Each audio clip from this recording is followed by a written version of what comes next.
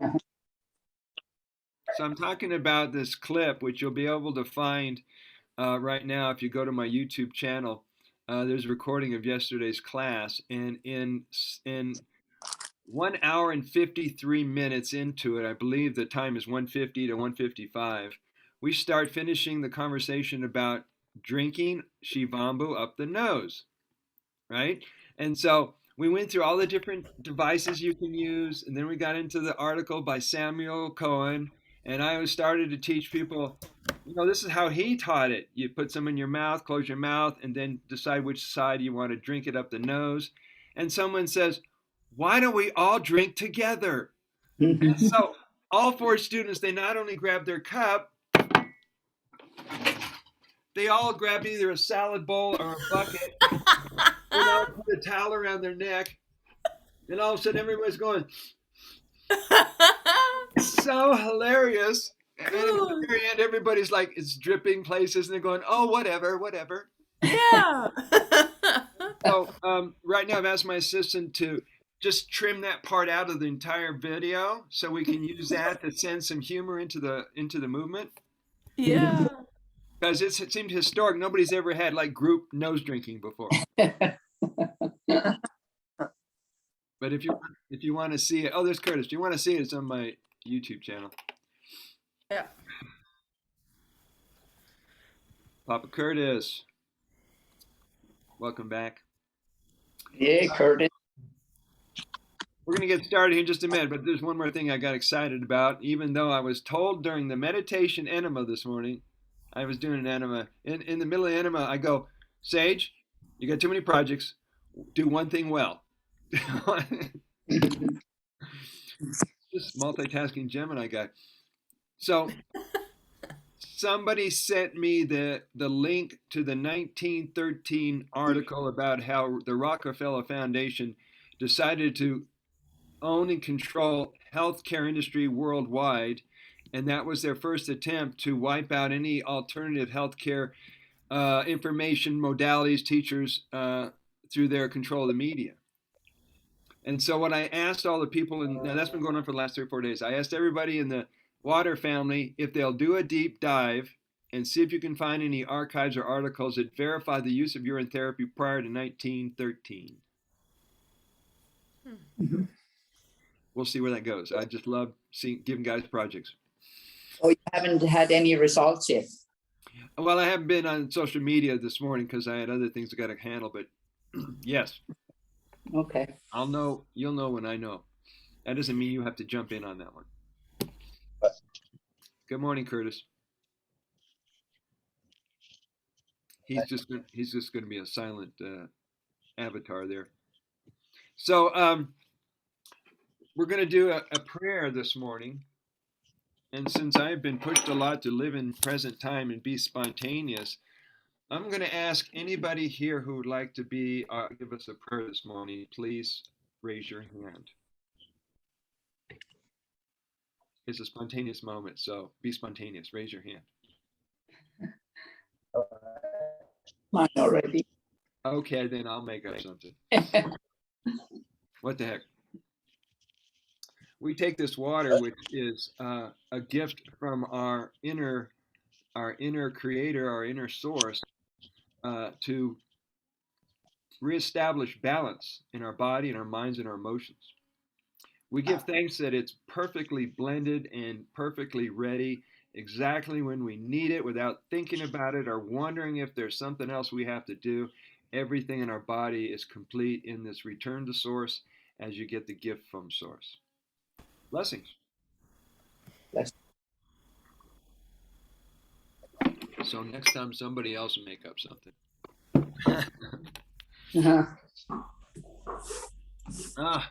Let's see, what are we doing here? Anybody have anything that they experienced, positive or negative, or any kind of new discoveries since we met last? I think I got one of my friends that has been sick for the longest time now, and I kept telling him, like, freaking drink your own water. Why don't you? It's not worse than tequila. He's in Mexico. And so I think yesterday I talked to him and he said, yes, he will try it because he's at the end of his rope now. He tried everything, you know, all the pharma stuff and antibiotics and this, that, and the other thing. And so now I think he's at the end of the rope and he will try it. So. Oh, good. He's a perfect candidate. Yeah. I told him he'll be healed in no time. Trust me. All right. Did everybody remember that response? That's the perfect response. Just drink it. Trust me. Yeah. That means you just gave your best to them. Mhm. Well done. Can anybody explain the difference between drinking through the mouth versus drinking through the nose? Is there any advantages from one over the other? Well, I feel it's an instant refreshing. Something really lightens up, and there's an uplifting sense to it. Which, yeah, I guess that I would say so, because if I drink it, it goes down immediately. If I nose drink it, it goes a little bit up, and that is a different effect to me. I'm really addicted. It's a stupid word, but I love it. I love my morning sniff. My morning snort. Yes. Snort, yeah. Oh, so that's she just nailed it. You're going to be able to direct and circulate the Orin in a direction that drinking doesn't do. Yeah. I mean, being able to feed your brain with the super nutrients that are involved with this water, to me, it just totally beats anything at the health food store. And being in a liquid form, you don't have to, spend time digesting, assimilating, breaking it down. It just goes right in. Same when you're swallowing it. Yeah, is there properties lost actually on that note when you drink it? Like, your digestive juices, are they destroying any of the goodness? No. No? No. The digestive juices are there. You're talking about like when you stir skits in the stomach and the stomach acids start breaking stuff down? Yeah. Yeah, well, it's supposed to be that way. It's supposed to be there so the whole idea is to get the nutrients out of the food and break it down to a smaller size so they can distribute and do what they want with it. So no, that's not going to affect it. Bad diet will affect it. Mhm. Hopefully we're not doing that. Now, Elizabeth, just so you know, when you're ready to talk, just unmute yourself. There was background noise, so I muted you. So the other thing people talk about when they talk about drinking through the nose is to decalcify the pineal gland. And the pineal gland is responsible for awakening states, enlightenment, visions, imaginations. And because of diet and because of external factors and because of the powers to be trying to, shut us off from source, I think everybody needs to work on cleaning that area out. Third eye, pineal gland, all the master glands, everything up in your brain, so our brain will function at its highest potential. Can I get an amen? Into that. We do want to have a fully functional brain. We also want to bring back critical thinking. We also want to continue kindling. I know Anya is just good at this. Imagination. Being able to have that gift that you had as a child and they tried everything to squeeze it out of us. And when that comes online, so will you remember, guys, that you're already innocent. We're going to drink enough until we flush out guilt and shame and, all that other crap. Okay, hold on. This is from Elizabeth. What does she have to say? Elizabeth, what is she saying, guys? I'm here, but only peripherally. This is my first day at the clinic. I have multitasking for it. Oh, no problem. No problem. Did anybody suggest any protocols to anyone? Yeah. I did suggest to a young girl who had she pulled one milk tooth out and she made a drama out of it. And I said, and the mother said, do this and that. I said, just take a mouthful of your own water. I worded it differently, Monica. I like your vocabulary. And then she said, what? And I said, what about all the bacteria inside? I texted that. And then you answered very interestingly, the proof that there is bacteria from the body is not proved, and it's probably just food residue, and that totally makes sense. But yeah, I just felt, I said, well, you don't have to do it, but at least you heard it once now. This is possible. Well, Plant the seed. Monica? Plant the seed. Yeah. Yeah, thank you for doing that because more and more people need to hear this. Sheena, did you want to add something to this? Yes, I had a friend who actually started putting it on her skin. She noticed a difference, and today she started with a 3rd cup with fresh lemon juice this morning. So, Oh, that's good. yeah, and but she's concerned about some medication. She's on blood pressure meds, overactive bladder, and desiccated thyroid medication. So she's wondering about how to proceed with medication. Well, first of all, blood pressure medication is poisonous. I got firsthand answer from that from Doc Mike when he was with us here trying to help VJ out in the hospital, and they had him on blood pressure. And he says that stuff is going to mess it up. And he went scientifically, he explained it to me. But in either case, I recommend that if you still have to take those because your mind is locked into it and you believe you have to take it, then give yourself 45 minutes to an hour on either side of the meds if you're going to do oral use of Orin, or you can keep doing topical. The whole idea is to keep the body from trying to interpret it as an attack on itself. Okay, thank you. Mhm. And also, I had a great discovery last week. One of my teeth actually grew enamel back. And I was actually just this morning listening to one of your conferences from July 10th. And there was a lady, Yubi, was it? Or Yusi? Anyway. Could be either one, but go ahead. Yeah, but she had originally had an abscess in the tooth and rinsed her mouth out for a month and went to the dentist, and the dental assistant said that, yeah, that's unnormal. You shouldn't be able to grow enamel back. So I actually have a tooth that grew enamel back. And the great thing about that is a month ago, I was in so much pain. And so I went and got an x-ray. So in a month or at the end of April, I'm going to go back and get an x-ray and see what they have to say about that. Congratulations. It would have been cool to see a before and after picture. Right. But a lot of things like this had happened so spontaneously, we don't have time to figure that out. Yeah. But the story is very inspiring for me. I know it's going to be inspiring for other people. Well, just to have x-ray proof. And I think, if you asked me what I was doing, I'm going to trade that information for a testimony. Very nice. Very nice. We love testimonies. Right.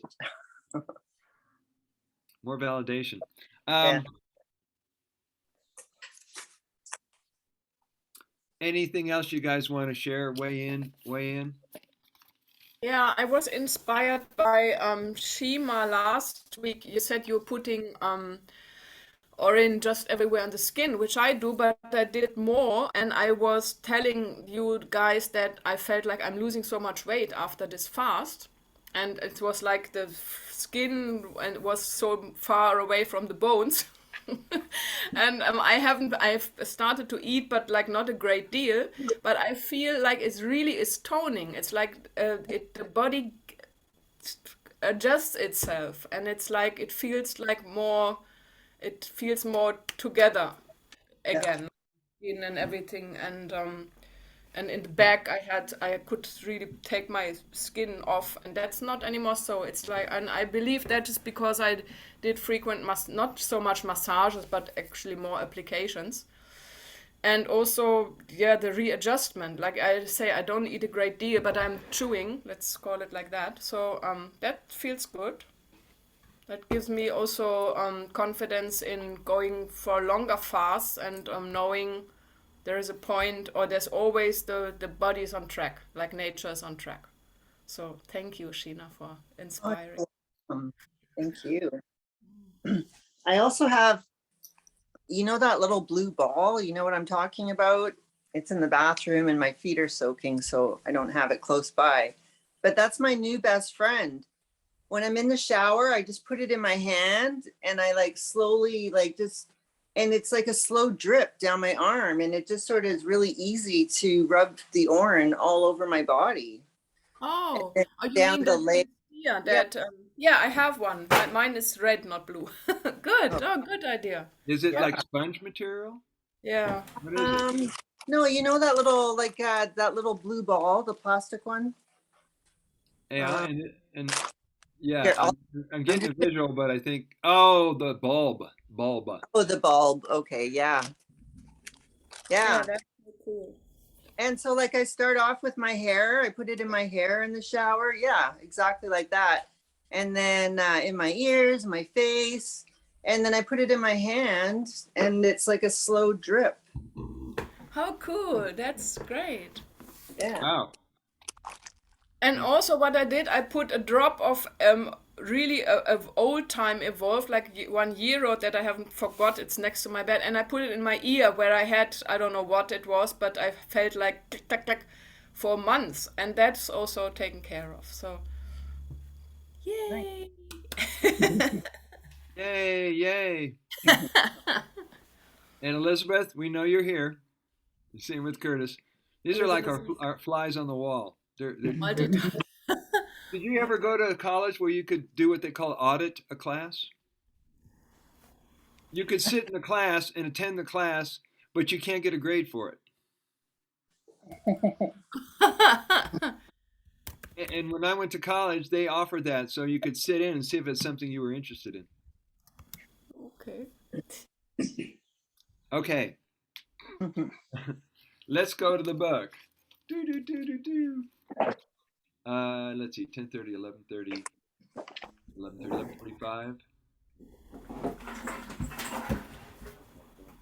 Yeah, so 11:45 we'll take a break. All right, did we get past all the protocols? Hmm. We did, right? We're in class number 5. Have we gone to where you can design a protocol for people? Chapter 10. Did we get there? I think we stopped there. We hit it, but not discussed. All right. Did we get to chapter 11 about clearing the mind from negative association and ideas that people carry in their head? I don't think so. No. Okay. Let's start on page 153. 56. 153. Designing UT protocols and wellness practices for a client to bring radiant health. Here we go. Let me move Shiva out of the way here. Making inquiries or probing into the lives of a client determines the direction of the session. This information compiled from the discussion helps in designing general treatment suggestions in a program that includes all aspects of well-being. Inquiry helps you understand a holistic approach or overview of their life as a way of building protocols, practices, and a program that brings the results they came to you to achieve.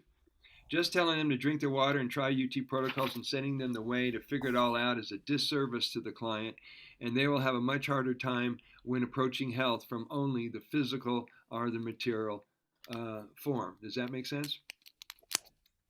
Yeah. Here are some examples, some questions you can ask the clients to contemplate and answer. And some of these questions you might have thought of, and if not, here they are, and I'm sure you'll have more coming up in the next weeks and months to come. What motivated you to start practicing UT? Was it a book, a person? Was it illness? I added the word curiosity. Who or what was your influence? What went through your mind when you were considering actually drinking your pee? Can you recall any defining moments that stand out that inspired your decision? What mental obstacles, if any, did you have to overcome to take the first drink? Was it easy or difficult for you to do this? Did you have to overcome a gag reflex or feelings of disgust? What UT protocols are you currently practicing and which do you use every day? The reason we call it a practice, because you got to keep doing it over and over and over again. The guys that have been doing mantras and meditation for 20, 30 years, it sometimes takes 20, 30 years to really get what it is. Yeah. Have you tried a variety of UT protocols? Which are your favorites and why? What did you study or what are you studying to further your UT education? Would you say that you are a passionate and outspoken about Shivambu? Are you serious about telling others about your UT discovery and personal success with UT? How has your daily UT practices affected your life? Did you think that you would ever consider that you might stop doing this practice? Never. For all those guys who have been through those years of, oh, been there, done that, it's nice to know there's something that doesn't apply to that. Yeah. Like when you've been doing conscious breathing for many years, you just keep going. Can you explain the transition that people go through in order to get the most from practicing UT? For example, diet, food choices, lifestyle, mental changes, or beliefs about oneself. What advice would you give to newbies about taking that first important sip? And that question is for everybody here. What advice would you tell newbies that you could possibly say that might motivate them to take their first sip? Anybody want to answer that? It will keep you 40 forever. All right. Okay, well, you'll come up with something. We're going to go to page 156. Take a drink.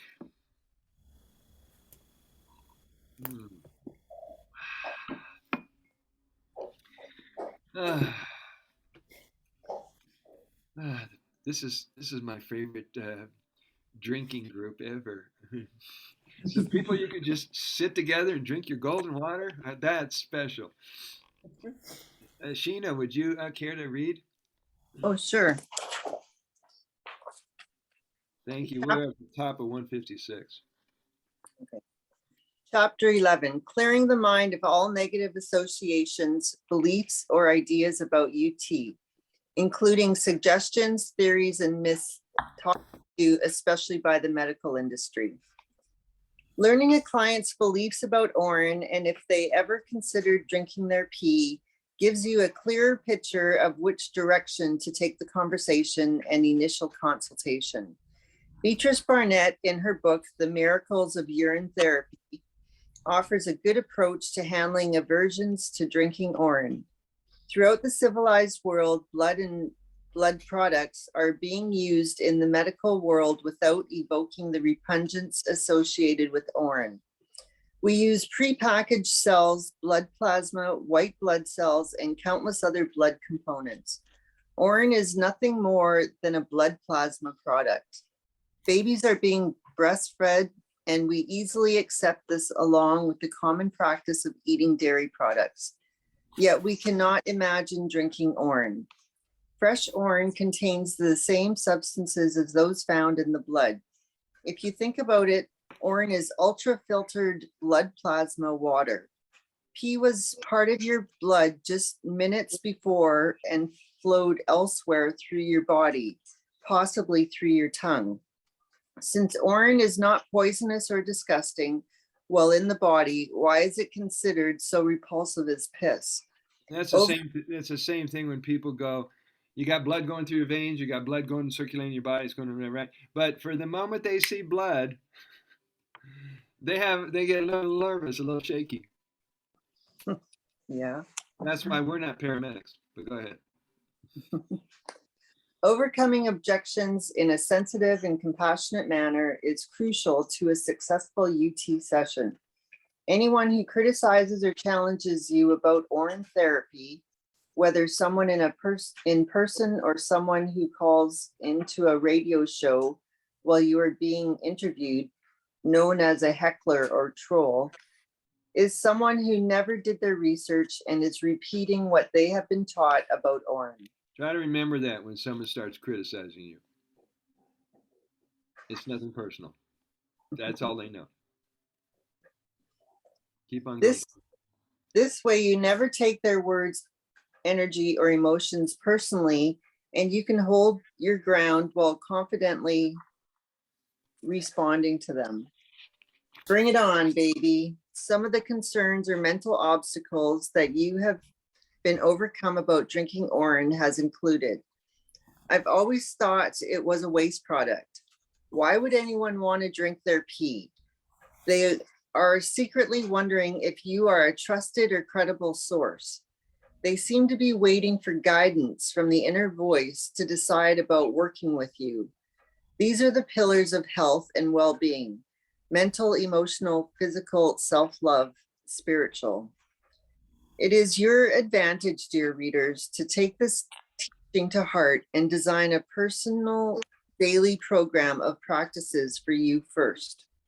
After being a product of discipline, you will know how to assist your clients in finding their way. Now, hold on a second. I gave you guys the calendar, the 28-day calendar idea for the UT protocols. Yeah, you did. Right. And I realized that a lot of you guys rely on your intuition more than something that's in a physical format, like a calendar. So some people, they have it, their go-to is Shivambu, is Orin throughout the day. That's their go-to. Okay, something's going on here, something's going on here, something's going on there.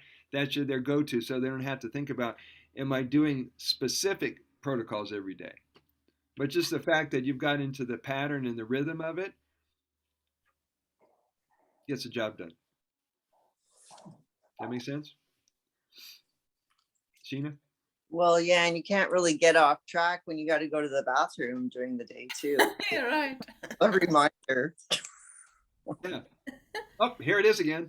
Yeah, beautiful. After being a product of discipline, you will know how to assist your clients in finding their way. Number one, what will they, parents, siblings, children, or partner, think of me if I become a pee drinker? Remind the client that what they think about themselves matters most. What others think about you is none of your business. Your work will include acknowledging and giving them recognition, empowering them, and reminding them the truth about themselves. I am going to feel embarrassed and think that others are criticizing me. Once again, give client reassurance that they are okay as they are right now. Are you insane or in a cult? Trust issue, give reassurance. Is it safe? Trust issue, give reassurance. I have been drinking my pee for many years and I feel greater every day. 30 million people worldwide are alive and well because they drink their wee every day. Does that tell you anything? Question: is Orin really sterile or full of germs? Answer: being made in the ultimate sterile environment without any contact from outside the body, your water is being made in ultra sterile laboratory conditions. It is always designed exactly to meet your most current bodily needs, stored in a sterile container, the bladder, and then signals you by using pressure that your elixir is ready.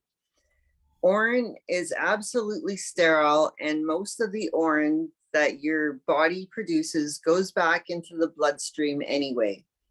If Orin is a waste product, then spending 9 months growing a baby body in the womb while drinking, snorting, and bathing in our piss would have caused us to be sick or dead at birth. Plus, our vagina or penis would not be so beautiful from dripping pee on our genitals every day. I wrote that? You wrote that. I know. I still love that fact because people going, well, I wouldn't drink my pee. I'm going, you pee on yourself every day. I mean, a little drip here and there. It makes that area beautiful. Question: why does orange smell sometimes? A: after a while, the uric acid in orange changes into ammonia, and only then does it start to smell.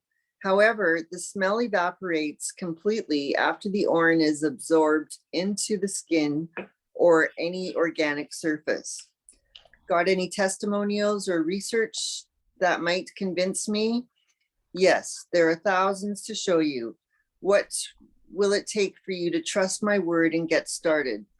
Wow, was it hard for you to take the first drink? I was 40 at the time and had experimented with just about everything imaginable. Considering all the many methods of healing that I have tried as a way to become healthy, drinking my pee was not much of a leap.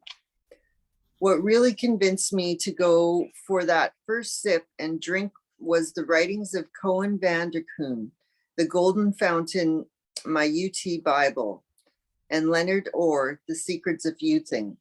It was the reminder by Leonard, a devotee of Babaji, known by many as Lord Shiva, that spoke to me. Since Shiva sent Leonard to deliver the Shivambu message to me, of course I said yes. What has it done for you? It has healed the intestines, vision improved, hearing sharpened, and calmed this restless mind. Keeping the discipline of UT protocols every day for 26 years continues to bring me a clear, calm mind, balanced emotions, and boundless energy all day. I have always thought that it was a waste product. It's what I always heard about piss. Where did you get that idea? What made you think that was true? Perhaps the medical system made it all up to hide the knowledge of Shivambu from us. Why would anyone want to drink pee? So do that, guys. When they drop that bomb on you and say it's a waste product, give an opportunity to defend themselves. Because you'll notice that nobody has a strong argument. Nobody spent time doing any research on this. They just took it by word of mouth. That's the way it is. And that's true about a lot of things on this planet. So thank you. Keep going. When I am done explaining the truth about Orin and have answered all of your questions, you will be convinced. Only when your motivation or why is strong enough to take action to get well, will you hear and understand why millions are healthier and happier because they made the choice to begin and practice AUT every day. Trust me, you will be glad you did. Why should I trust you or take your word for it that it is safe and healthy for me to drink my pee? Do I appear sane and sincere that AUT is the real deal? Check in with yourself now and see how you feel about AUT and if you are ready to go for it. By planting this one idea in their mind, concerns start to wash away as they sense your certainty and sincerity about AUT's potential to help restore their health. What if we are right and urine really is perfect medicine and the medical system got it wrong? Okay, now you got my attention. How do I start? That is the turning point you're looking for right there. That just opened the door, and then you can start stepping them into it. Nice. Reminder, you and your client can only succeed as long as you take the position of a servant, guide, mentor, and not a personality, ego, or identity that is seeking to prove anything.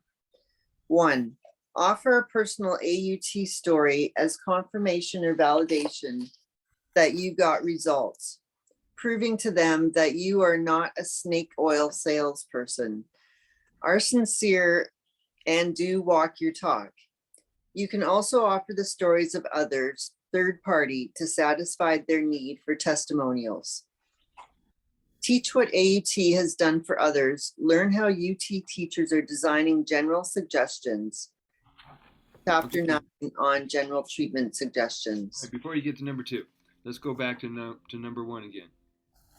This is perfect for the people who feel that those that you are sharing this with, your family, your loved ones, your partners, and you can feel their resistance to taking in a new idea. or from listening to you. And at that time, it's really a good idea to bring in a third party testimonial. Mhm. I heard about what's her name, Danielle, and she had multiple sclerosis, and she did urine therapy. In 6 months, she's out of her wheelchair and she's walking around. Or so and so had this condition, had that condition. It takes the direction off of you because they oftentimes have history with you or a story about you. So think in other ways to present it.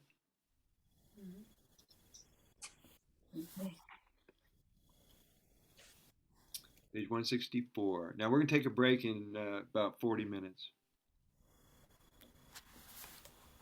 2. Teach basic UT 101.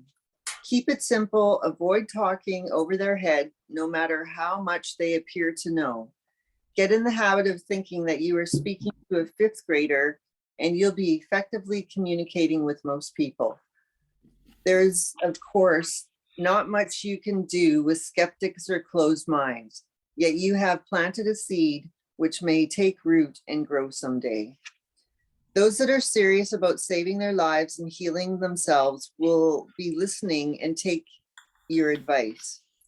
Teach the joy of drinking one's own water, Orin, and all AUT protocols.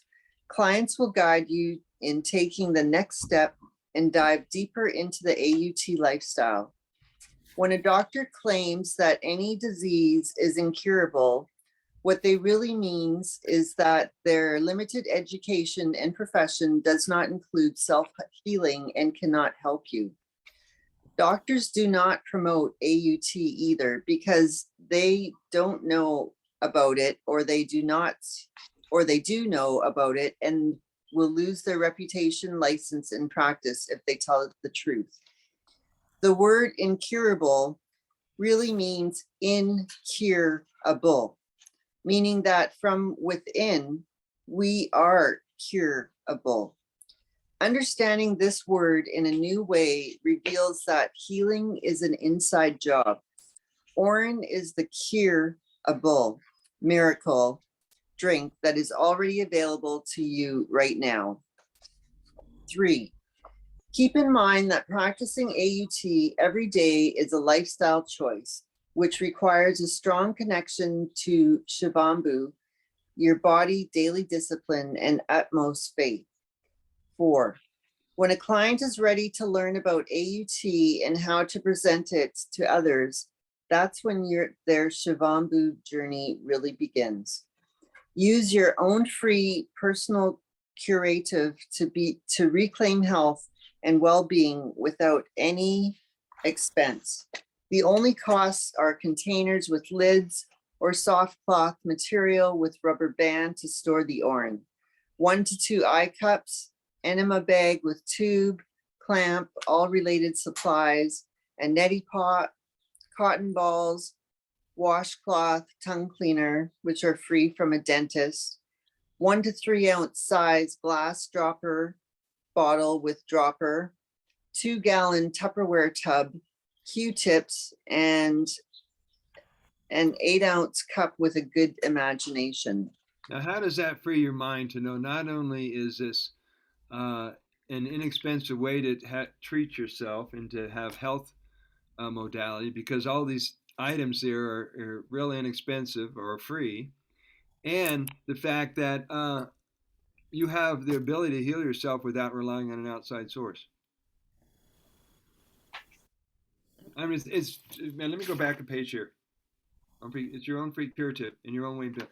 Now, doesn't that free up your mind to think that way? Yeah, totally. Then, I mean, also you look at the fact that you're the one who put your health in the shape it is today, and you have the answer to heal it. Yeah. So we won't play victim here. Not everybody knows that, but yes, it's very liberating to be on this path.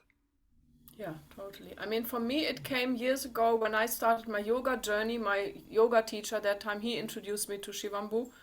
And that is, for me, is part and parcel. And that would totally make sense because yoga is movement and it's breathing and it's a life attitude. And I don't like to depend on anything outside.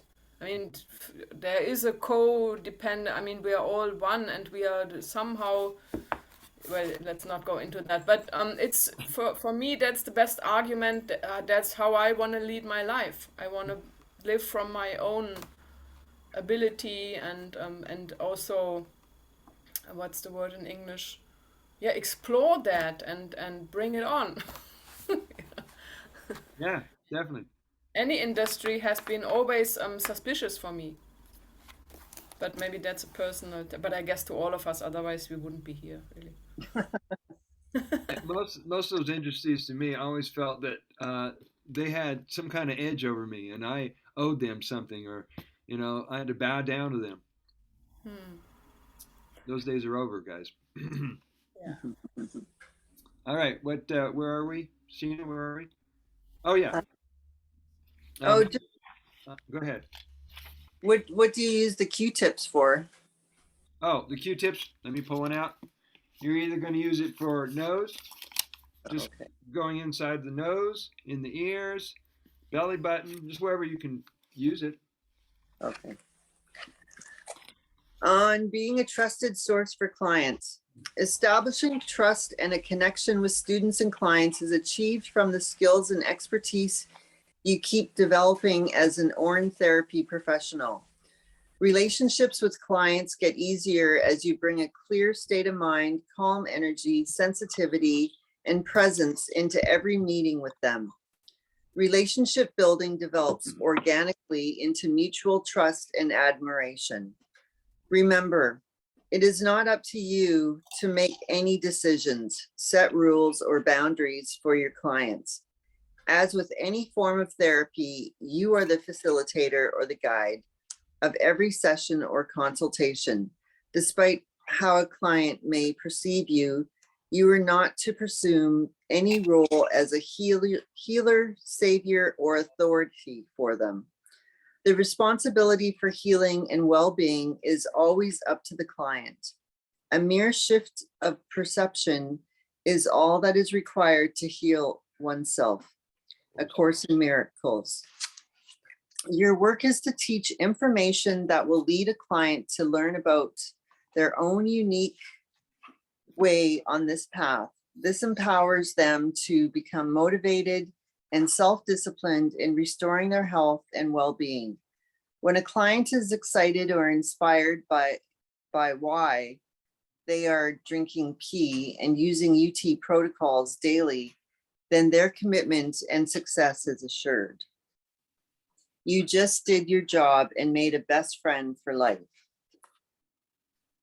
And then it's showing that there's a urine therapy shortcut teaching methods on Brother Sage Facebook page. Now I'm finding out that some of those links don't work. Either Facebook reconfigures it or something happens. Some of the people who had some of my earlier books said the links don't work. And so I'm going to apologize ahead of time. I may leave those out next time. Lead with this question. Do you think urine can be beneficial to one's own health? This gets them thinking about it, and no is the usual answer. I was always taught that piss is toxic. So my reaction has always been that if it is disgusting and smells, well, like pee, this is when you remind them of situations in which urine is commonly used. Peeing on your feet for athlete's foot, fungus, or smelling feet. Soldiers are taught in the Army survival manual to drink pee for survival. If stranded on a desert or out in the ocean, to this they respond with yes, but that is the only time I would drink it, would be to save my life. Okay, let's think about this for a minute here. Military are told in their survival manual that the only, quote, only time it's okay to drink this urine is in a survival situation in the ocean, in the desert, in the forest. So does that mean when you're not in a survival situation, it doesn't matter, it doesn't work? Yet after going through the last 2 years of the craziness on the planet, I would feel that everyone's in survival mode right now. So Yeah. it's interesting to see how they came up with that, and it was an exception at that point, but no other time. Okay, now we agree it can save your life. Bingo. Your door of opportunity just presented itself. How can something that is toxic or a waste material save your life? Their mind just made room to hear what you have to say about urine therapy. Breathe. Relax and in your own way, briefly tell them that you know about urine therapy.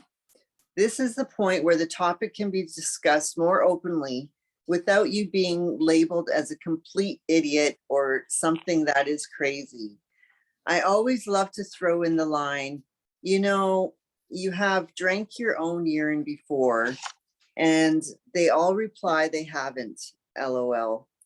Then I go back into the baby in the womb, amniotic fluid is pee teaching.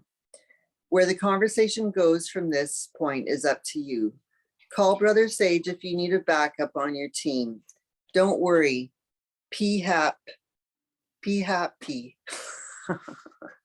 So do you think that's a good approach to people when you say, hey, we all drank our pee in mom's belly? You may have forgotten that, but you've already had the experience of drinking your pee. Do you think that will come across to people? Yeah. Yeah, I think so. I mean, It ain't esoteric. It's something that people can pretty much wrap their brain around.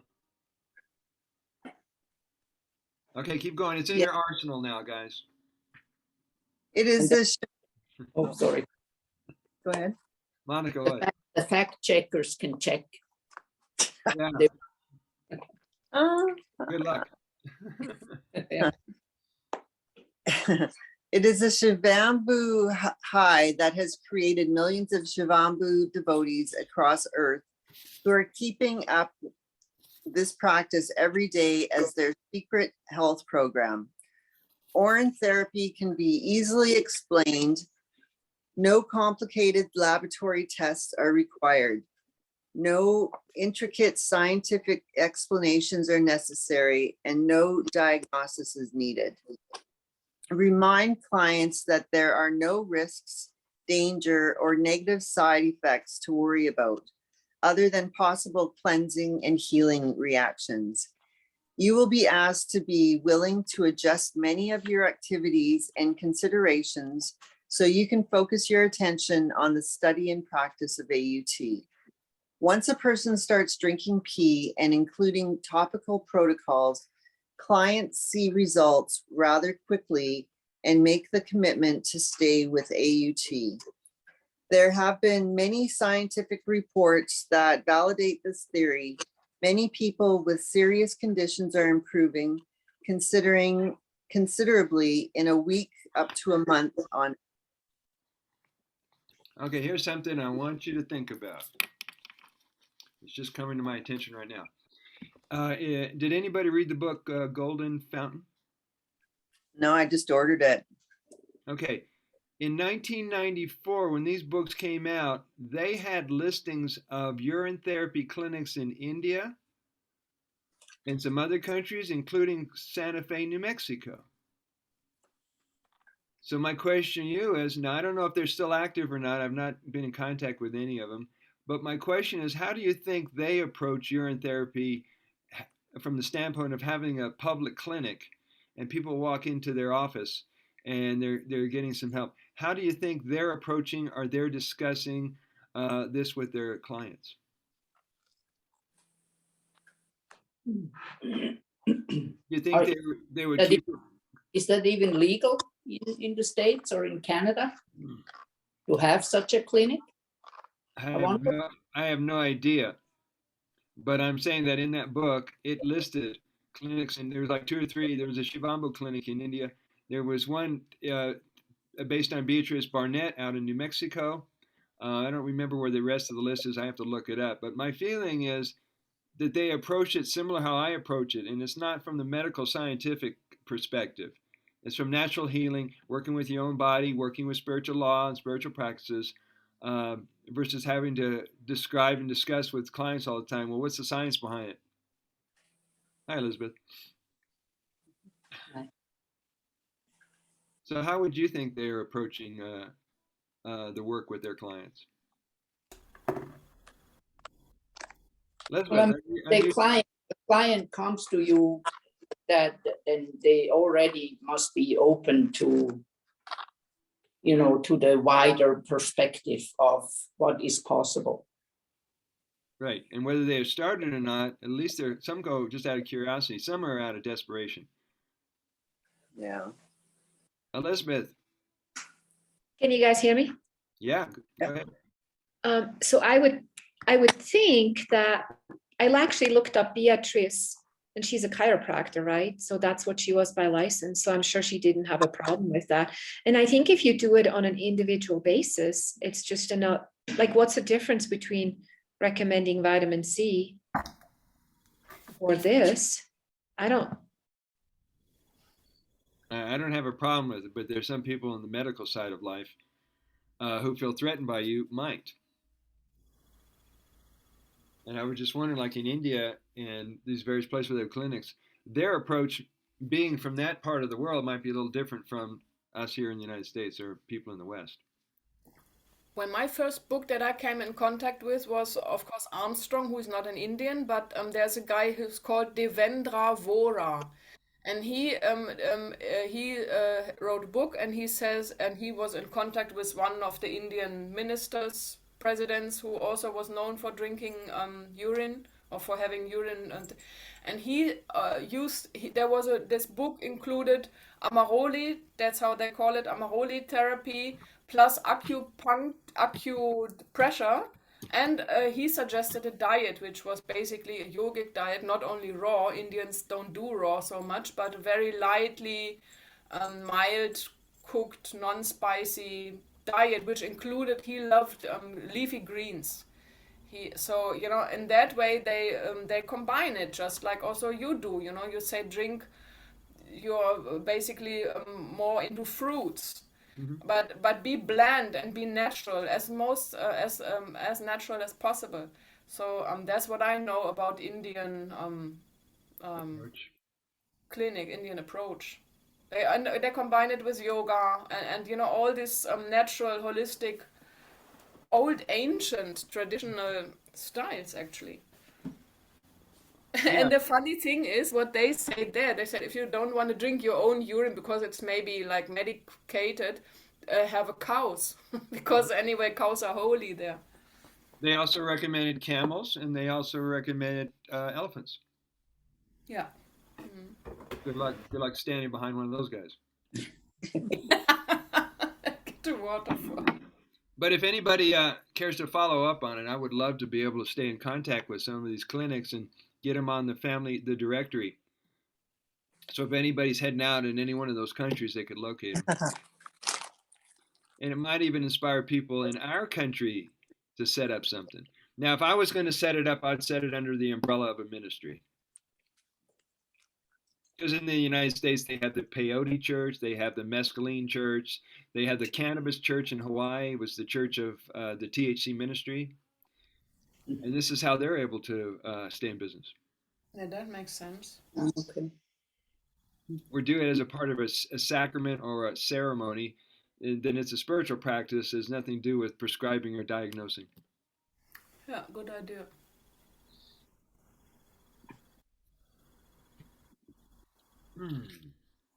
Elizabeth, anything you want to get us caught up with? We haven't heard from you in a while.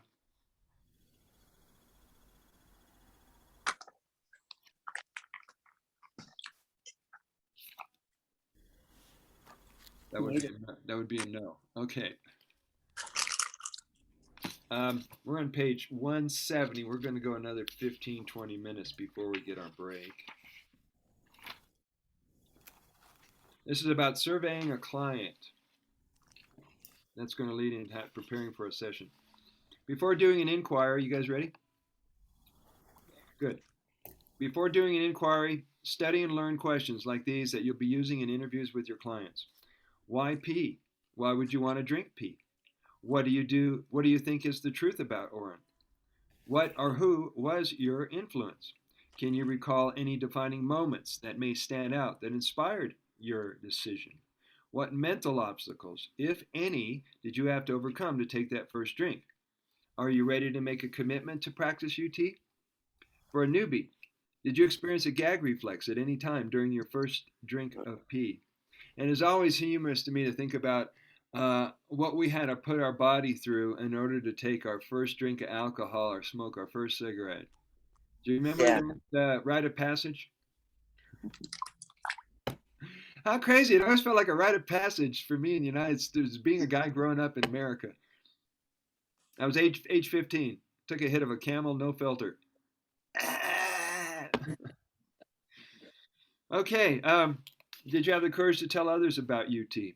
Besides drinking Orin, are you open to trying any of the protocols and have your own direct experience so you will really know what Shivambu can do for you?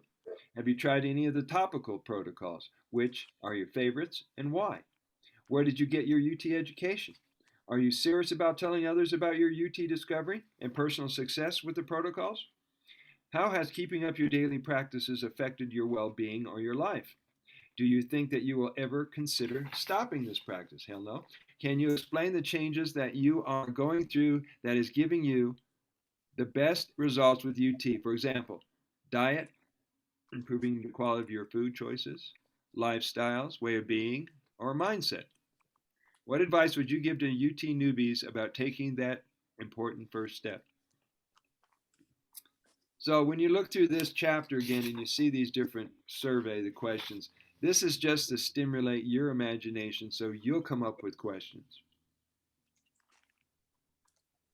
You might already use some of these or used your own over the last year.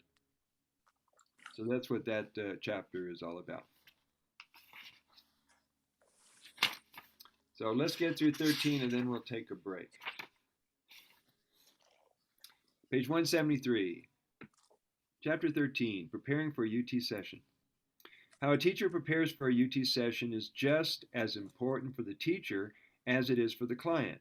With the general understanding of Orin therapy from studying this manual and other UT resources, personal experience, and teaching AUT, you are already an AUT teacher.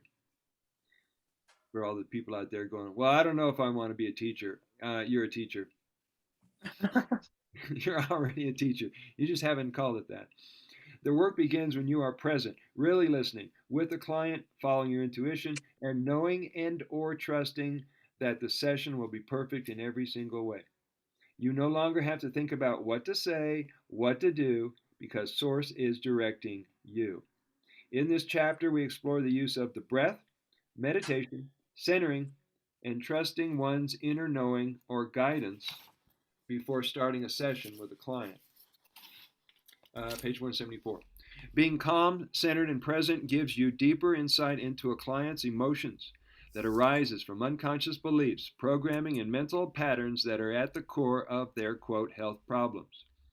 All names and labels of what the medical system call disease or illness is based on the diagnosis or theories which comes from their medical education and is, listen to this, it's merely a suggestion. You notice how powerful that suggestion lands in people's minds when they go to a doctor? According to Don Miguel Ruiz, the author of the Four Agreements, modern medical practices are a form of black magic or hypnotic suggestion. Anybody read the Four Agreements? Yeah. He's not a fan of the medical industry. Being present with clients causes insights and guidance to go much deeper, be more accurate, and bring more benefits. We are not only facilitating the session, we are guiding the client in using the mind to change beliefs about themselves as well as their life. We are bringing hope, courage, strength, and motivation to every client. Mastering the daily practice of AUT teaches you how to teach others how to master the discipline needed to heal and accomplish your goal, or whatever it is. Using your own breath and meditation practices or rituals before or during a session sets the stage or energy for you to get the most out of each session. I can't wait to hear about when you guys start doing coaching and counseling and consulting. That's a ride. I've got one today, one tomorrow, and they're starting to pile up on me. It's amazing just to watch people transform during a conversation. It's a good idea to set aside time to lay or sit down and practice doing a minimum of 30 conscious connected breathing cycles every day. Spend at least 20 to 30 minutes meditating. Take a walk quietly in nature and being still and silent in mind, energy, and body. Breathe. Let go of all that matter that doesn't really matter. It's very important in counseling. I just love that expression. I have to say it again. Let go of all that matter that doesn't really matter. You know exactly what that means without having to explain it. It's great. It is very important in counseling or coaching clients to teach them these yogic practices. This supports them through all their adjustment period they will be facing along their journey. Teaching others to practice daily conscious connected breathing creates calm, joyous humans who, by the nature of their mindfulness to their breath while in the presence of others, are spreading conscious breathwork to countless numbers of people during their life journey. Other centering practices include Tai Chi, Qigong, chanting, meditation, laughing, dancing, doing art projects like sculpting and painting or drawing pictures. Every student may get inspired to either share Orin therapy with others or become a UT teacher someday. Always look at the big picture of UT for all humanity and how every person is affecting evolution for future generations. Questions? Comments? Feedbacks? Jokes? What you got? Nothing pointing at jumping out at you. So let's do our break now. And I'll meet you back here in 5 minutes. We got 11:30, 12:30. We got an hour and a half to go. And we're on page. Where did I put my picture of Babaji? There it is. Page 177. Hey, Curtis, if you're there, type something in the chat. Nice to know he's breathing back there. I'm going to wait for a couple more people. Can you hear me? Can hear you loud and clear, brother. Yeah, I can. I'm just in the vehicle, so, and there's 4 others. That's okay. We just wanted to know you were breathing. Want to see Charlie? Sure. Yes. You have to see the newbie. Charlie, we love you. Come to the camera. Oh, Hey, baby. Welcome to this water world. Oh, he just left one. Charlie knows what it's all about. Yeah. No, thank you, Curtis. Thank you. So I'm going to start reading on page 177. Looking into an Orin therapy session. Remember, clients are seeking you for guidance, counsel, and to be on their healing team. That is all they really need to know. Invite client to breathe, shuffle their bare feet on the floor or carpet, and clear the mind of chatter so they are present with you and ready to get started. I do this a lot with people on phone calls.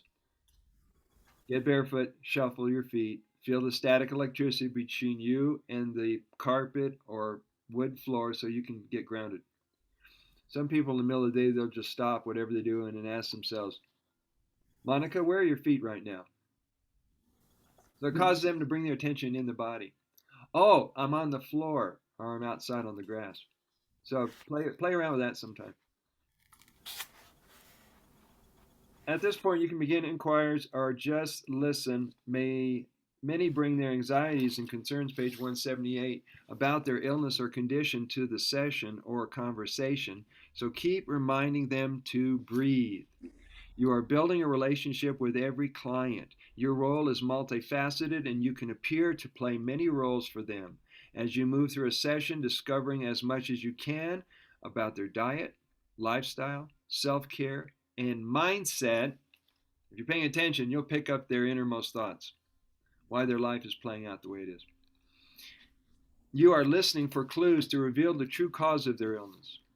You'll get to know them as well as they know themselves by focusing on their words, thinking, energy, and if it's over a video, you can watch their body language. Find out why they choose UT as their method for self healing. Since they chose you to coach them for their healing, that's a sign that they trust you. It is this trust of you that will keep their mind open to your questioning, guidance, and suggestions. Breathe. Remind them often to take deep breaths. Great. Let's get started. During the inquiry stage of the consultation, the questions you will ask are in no particular order. Here's a couple of them just to get us started. What are your health challenges? What do you normally eat? What size are your proportions? How many meals a day? This is something to consider whether you're in a session or not, just for yourself. How many meals a day? How often? How late? Do you chew thoroughly, like 20, 30 times? I'm going to change that in the next version of the book. Do you chew 30 times? How early do you eat? What did you eat today? What do you do to relax? What time do you go to sleep at night? When do you get up in the morning? How do you quiet your mind? What, if any, are some of your spiritual practices like meditation, chanting, yoga, silence? Do you practice intermittent or regular fasting? Enemas. As you're gathering information, you are also listening to their choice of words, descriptions, and emotions they express behind their words. You get better each time you guide or facilitate a session at reading a client and getting insights that are beyond your education. Now, there's a difference between reading and profiling somebody. You know the difference? No, elaborate, please. Well, when people are profiling, they're looking for faults. They're trying to, you know, dig in and tear them apart. If you're just reading them, what you're doing is you're picking up uh, their belief systems. You're picking up the way they talk to themselves. Okay, that makes sense. Beautiful. You're looking for the best in them if you can. Your intuition will show you what they have been believing about themselves, their body, and their relationships. You can choose to help them process and clear their negative and limiting beliefs if you choose. Or lovingly and sensitively listen deeply and offer treatment suggestions, dietary and lifestyle choices, and teach them how to enjoy a life worth living. And I totally get that everybody needs to vent. Everybody has something that they've been holding on to. They need to express it. You also know if you're directing a session, when to start taking back the reins of the conversation. Have you ever been in that situation where on and on they'll go if you don't interfere with that? Yeah. Yeah, just hit them with a question. All of a sudden, their mind has to switch gears. Giving them positive affirmations will help them to raise the quality of their thoughts about themselves and their life. Never underestimate the power of affirmations that could bring about shifts of perception that could be heard, felt, and integrated at any time during the session. Ask the client if they are open to a quantum healing or to the possibility of healing everything in one or more sessions. Have you ever heard of a modality when the therapist would say, "Hey, are you open to the possibility of healing everything in this session?" It's time we have that conversation. Because everybody has one guiding belief system under all their belief systems. And when you can find that and locate that, everything on top of it can unravel. That's how quickly you can set a mind free and pop it open, as they say in the movie Matrix.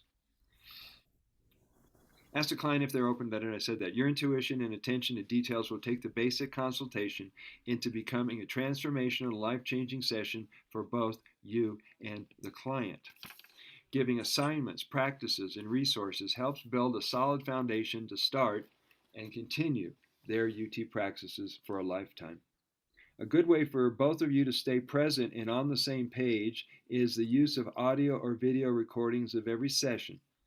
Remember to suggest recording the session as a way to give them the chance to give their permission or to refuse it. This avoids any distractions and allows the conversations to flow much easier. This is great when when you're having a consultation with somebody and people want to write down all their ideas. They're going to keep notes, But then it slows down the session. You got to stop for them to write. So some people prefer to just videotape the session. Then they can play it back, create a manuscript, and or go slowly on every point. This will avoid distractions. A teacher or therapist will naturally be taking notes or key points of what is being said. We will also be writing down insights and the guidance from your intuition as best they can and still keep up with the conversation. And so I've been known to do that. If you're good at shorthand, that makes that work a lot easier. You're talking to somebody and you want to hit all the highlights, all the good points. So you can remind yourself when you go back to discuss it. Fill in with a lot more detail. Remind them that you will be sending them a link to, or a copy of the recording of the session, which held as confidential. Clients may, on occasion, give you permission to transcribe or transcribe any non-personal information that can be used toward any training material. So understand that your sessions are just between you two. If they find that what came out of the session was something valuable for humanity, for this community, they'll let you know, and then you can figure out how you can get that out there. Use sensitivity and discernment if or when you feel that it is appropriate to challenge them in any way or call them out on their beliefs, issues, behaviors, or diet. Some call that tough love, calling them on their shit. Simply ask permission and then you can go for it. If you don't, you're likely to lose a client or a friend. Anya might have been in that position. I've been in that position a few times. Near the close of each session, let them know that their time is almost up and ask if they have any closing remarks before we reschedule or schedule our next session. Did you enjoy our session? If you get stuck, confused, scared, or concerned about your UT practices, changes occurring in the body, or if you're doing UT correctly, let me know. A UT therapist often makes good friends with a client. This lets them know that they can reach out to you for support or feedback between sessions.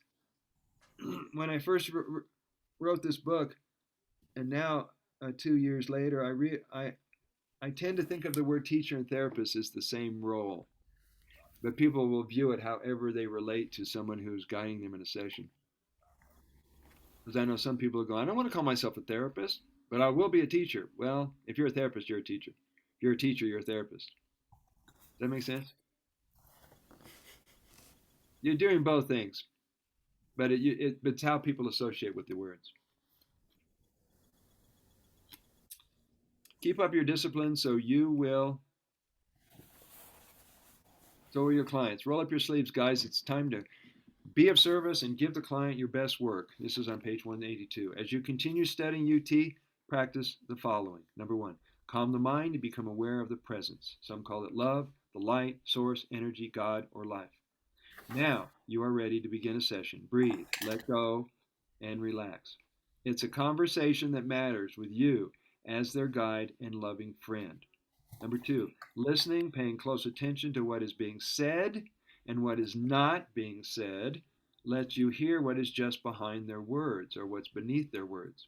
Compassion is the art of feeling what they are feeling, as well as what you are feeling or picking up from their words, body language, and energy.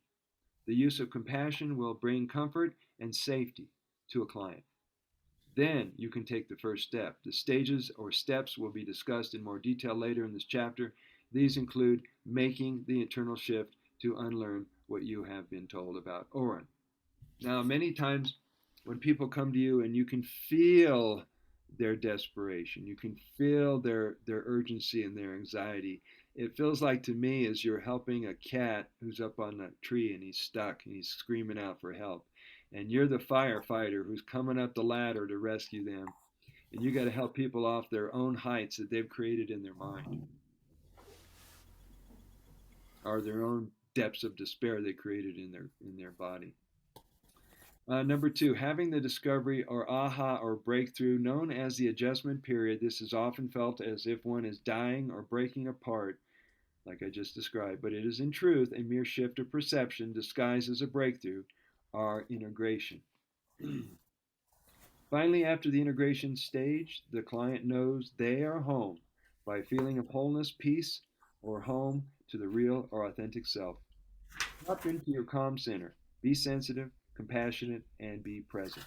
You are about to give 100% of your abilities, time, talent, training, education, experiences, energy, sensitivity, compassion, and love to the client in the session. And they will value how much you support them when you give 110% of yourself. And it's such a high to be in that level of service. I know it is for me, because everything's like on red alert.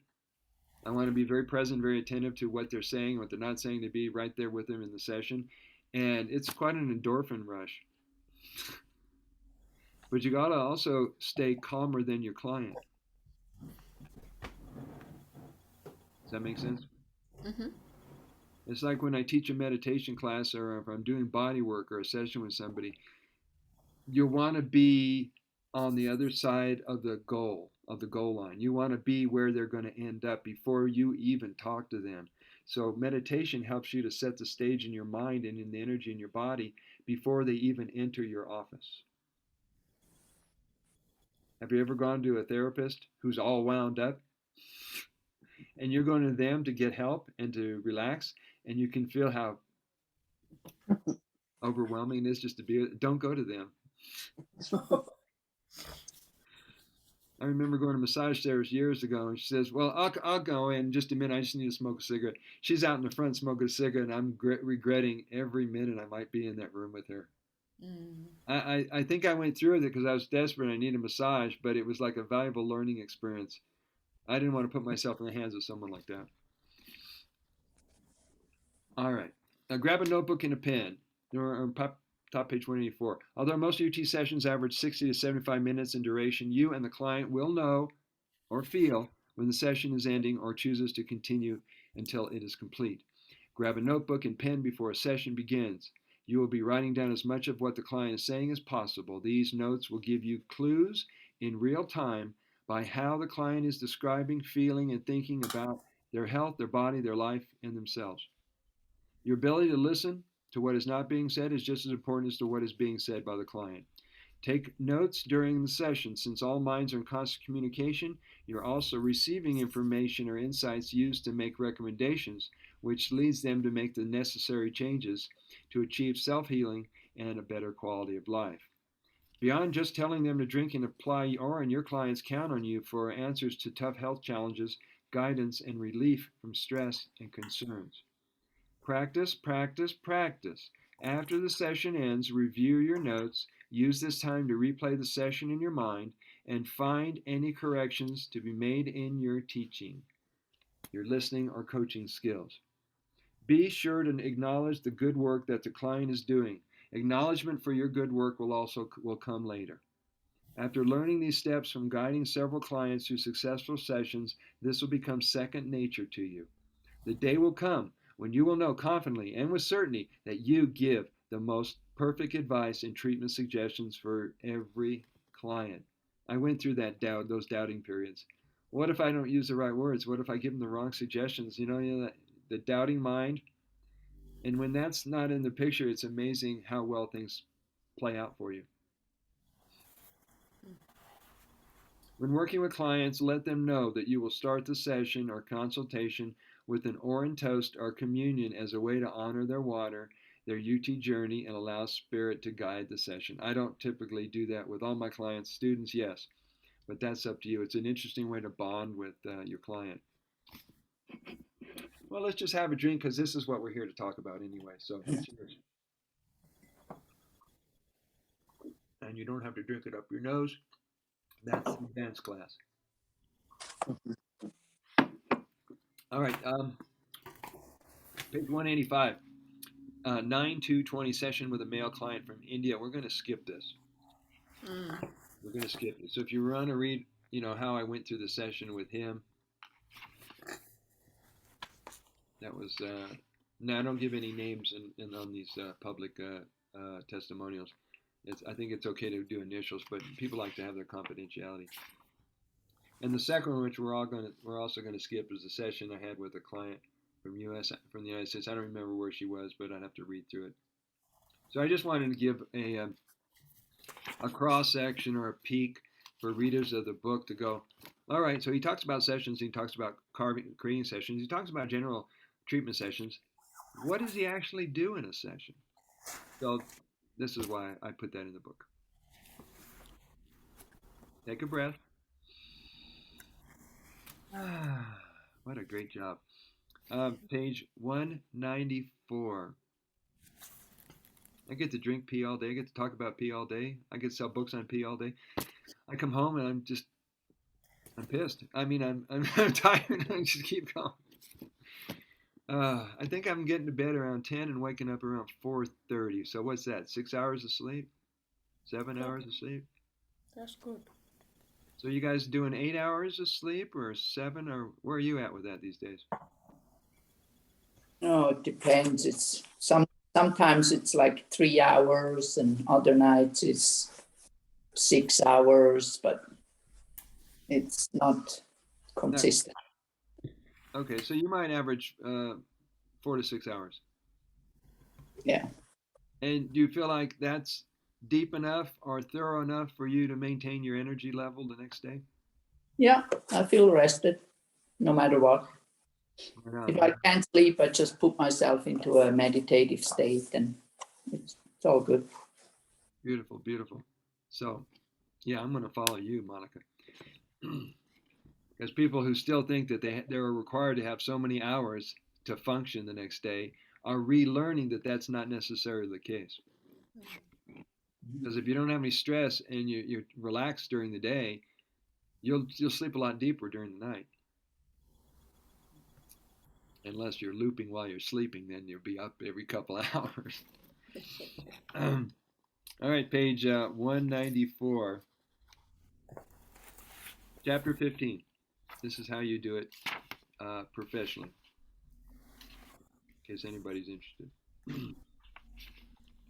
First, remind yourself that you got healthy and well because you drink your Orin. It is the water of life that saved your life and is keeping you vital, strong, and active. Still concerned about your partner or parents disapproving or judging you for drinking pee? Know that your radiant health, true health, happiness, and mental freedom is contagious.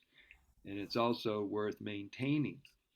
Walk your talk, teach by example. Let them see you being true to yourself and committed to your well being.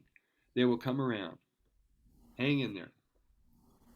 We've all done that. We've all been in that spot. You earned your body, your mind, and your health back from every drop of Shivambu that passed your lips. Now go tell the world. Would you like to become a UT teacher or an author? What's the role of the teacher or the therapist? Would you like to become the next successful Orin therapy teacher or best-selling author? Differences between teaching and counseling are especially notable as related to the goal. Teaching is about establishing a goal, then giving information and possibly advice about a course of action. Ideally, the teacher conducts a needs assessment and identifies a specific learning gap or challenge and establishes a clear learning goal that bridges the learning gap. Counseling, on the other hand, is goal oriented, but is different in a different way. Neither the counselor nor the client has an exact agenda or agreed upon goal. In most cases, the quote goal of the conversation goes beyond just making suggestions on practicing AUT protocols, but the inclusion of health and wellness practices for the overall well being, which is mental, emotional, physical, and spiritual. In other words, both client and counselor during their initial consultation assess the client's needs, use inquiry to gather basic information from various areas of their life, and decide if you are a good match or a good fit or would make a good team to move forward working together. I love that part because I'll spend 30 minutes with a potential client getting to know her, him, them getting to know me. And so after you've gone through the 30, 40 minutes, this is their one moment to decide if they're going to take another step with you or that was it. And it's, to me, it's more empowering for them to make that decision than to be one of these over empowering therapists that goes, great, good talk. Do you want to come on Tuesday or Thursday next week at 1 o'clock or 4 o'clock? You know, that kind of pushy salesman energy. And so that's the point where they get to make the decision. Okay, where are we? Page 196, the role of the client. A teacher leads the interaction. As an example, they give information or recommend a course of action. I didn't read that, did I? No. Gotcha. Okay. Course of action. The teacher helps the client to achieve a skill or avoid a particular action or unhealthy choices. Instead of eating mucus forming, acidic, inflammatory, or human made foods, you'll suggest, why don't you try eating live foods? Do fasting, take enemas, or practice meditation. See what you're doing? You're introducing a whole new way of being for these people. Everybody seems to eat and live the way they eat because that's all they've known up until the time they meet you. And so for them to trust you enough to do a 365-degree turn from how they eat and how they think and how they behave, it's going to take some really good work on your part. Ready or not, they'll be coming. They'll be coming. Sheena's sitting there. I know they're coming. They're coming this way. I'm ready. Okay. A counselor encourages a client to do most of the talking while the counselor listens. Often takes notes during the consultation. These notes give clues, insights, and an understanding of the depth of a client's cause of their health conditions. The counselor facilitates the sessions. They do not make a decision for the client, and most certainly the counselor does not give advice but rather makes general suggestions. Sometimes the client changes the mind of the course of action, and a counselor's responsibility is to support and assist them through this process. The roles are very different between teaching and counseling. A teacher's main job is to talk and instruct while a client listens. A counselor's main job is to listen, guide, and empower the client. In short, the difference between teaching and counseling are the words direction and facilitation. Teaching focuses on directing an action. Counseling focuses on facilitating decisions or next actions. Inquiry methods can be seen in Chapter 10. While coming to the closure or completion of every session, be sure to allow time for the client to express or communicate anything, especially if they are unclear about what was discussed or what to expect.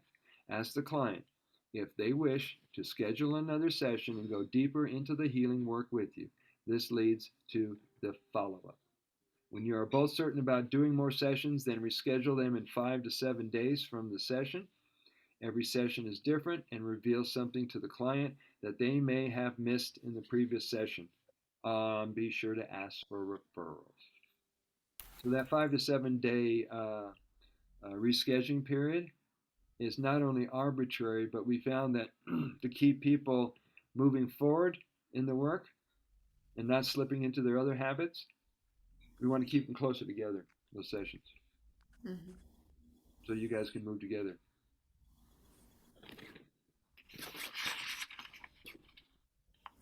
Now, we already read about intuitive medicine, so you guys remember that's one of the Shivambu wisdoms, intuitive medicine.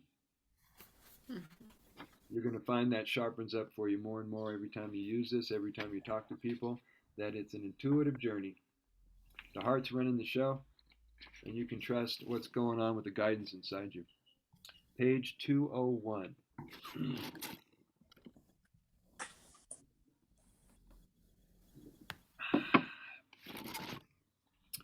Page 201, Chapter 16, presenting your UT service professionally to the media. Some proven promos that will work, that will bring greater interest in your work. Does anybody have any interest in working with the media? No. Okay, how about social media? Okay, well, here's how it plays out if you want to know how I've been doing it and how anybody else can do this. Whether you read this manual, were mentored by one of the UT master teachers, or felt intuitively that you are ready to become a UT teacher, the moment comes when you simply know you're a UT teacher. For the sake of this chapter, let's move forward in time when you have guided or facilitated enough sessions as an amateur UT teacher that you feel ready to become a professional and let everybody know. Congratulations. Now would be the time to get prepared. Create an online presence with a website, print business cards, blog, social media, and possibly a YouTube type of platform. Marketing and promoting your services may take time and requires being proactive and network. And it's always amazing to me see how many people have gone to the extent of doing all this. They're committed to getting the word out.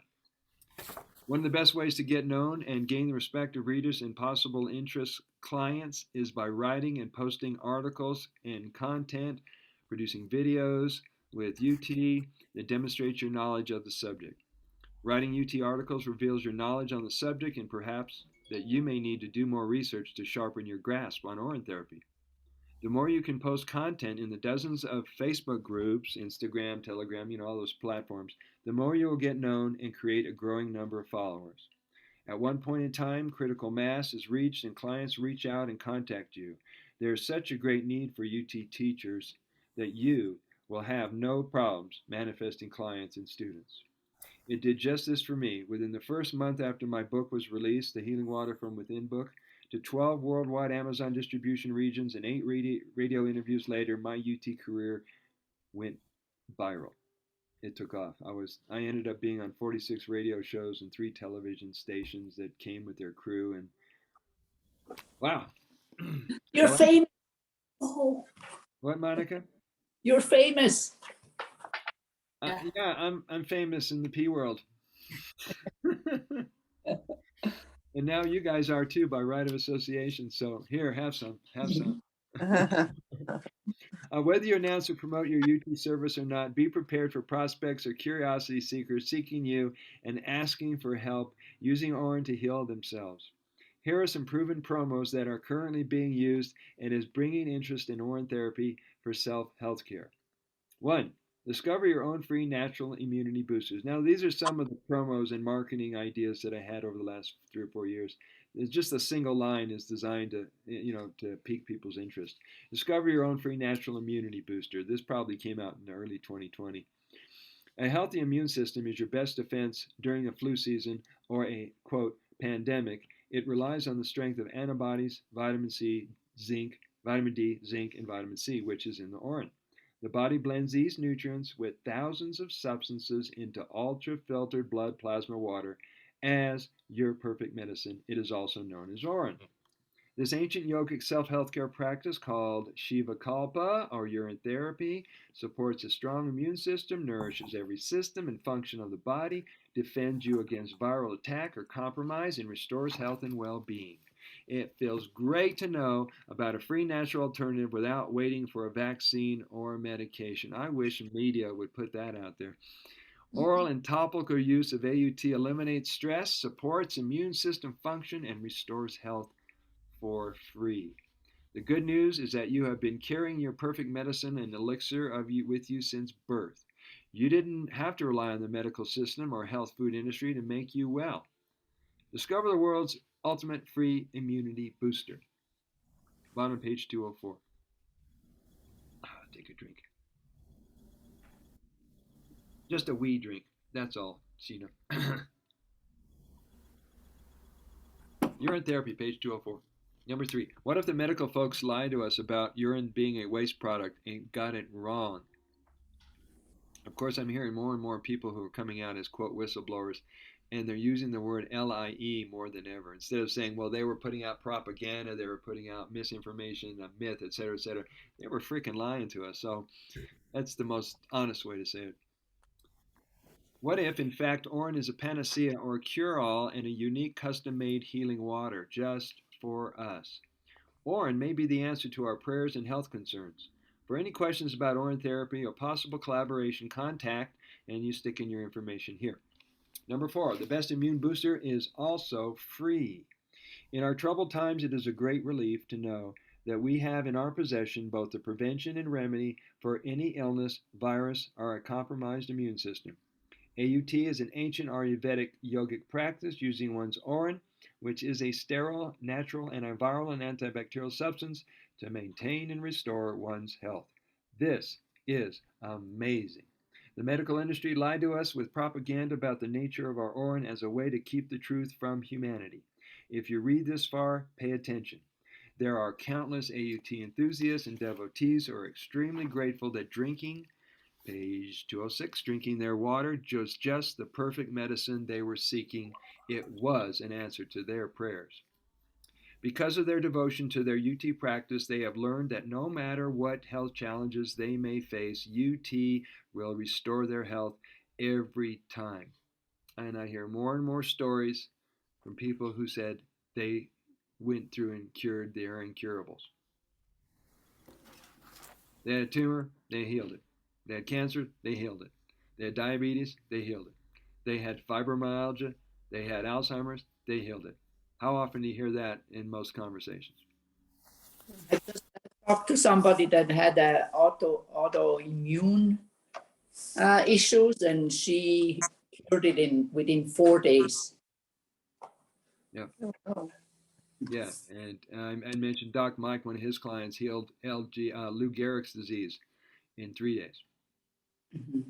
What are the initials? LL. What is it? L something at Lou Gehrig LGL, LGD. I don't know. You know what I'm talking about? It's a weakened immune system. Mhm. Okay. I have a question. Yes, Anya. You said the other day that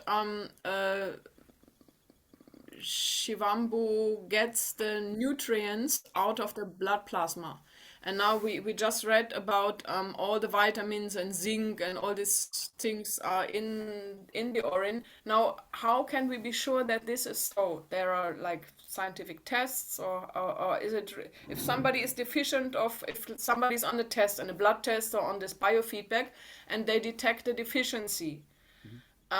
So how are we sure that this is in Orin or this Well, thing? at the Shivambu Hut, and we might even have it shivambu.org, we have the lists of the ingredients that were posted on a science-based or medical-based websites. Okay. And so we got the backing and the validation from their own community. Oh, all right. Good. So if you can't find it, remind me. I'll get it to you. Yeah, cool. Thank you. It's good to have in your bag of tricks, It's things you good need. to have it right there and not and how far would it be in the Shivambu hut storage? Like a couple of weeks ago? I think you'd have to narrow it down to which the topic is, and then look in that particular topic. Okay. I mean, it'll take me just as long as it'll take you, but I'm All sure we right, I can go locate through. it. With UT Message being aired on radio and internet shows, TV stations, magazines, newspapers, a growing number of UT books, and an incredible network of hundreds of thousands of advocates on social media platforms, over 30 million pee drinkers have been discovered and are being united.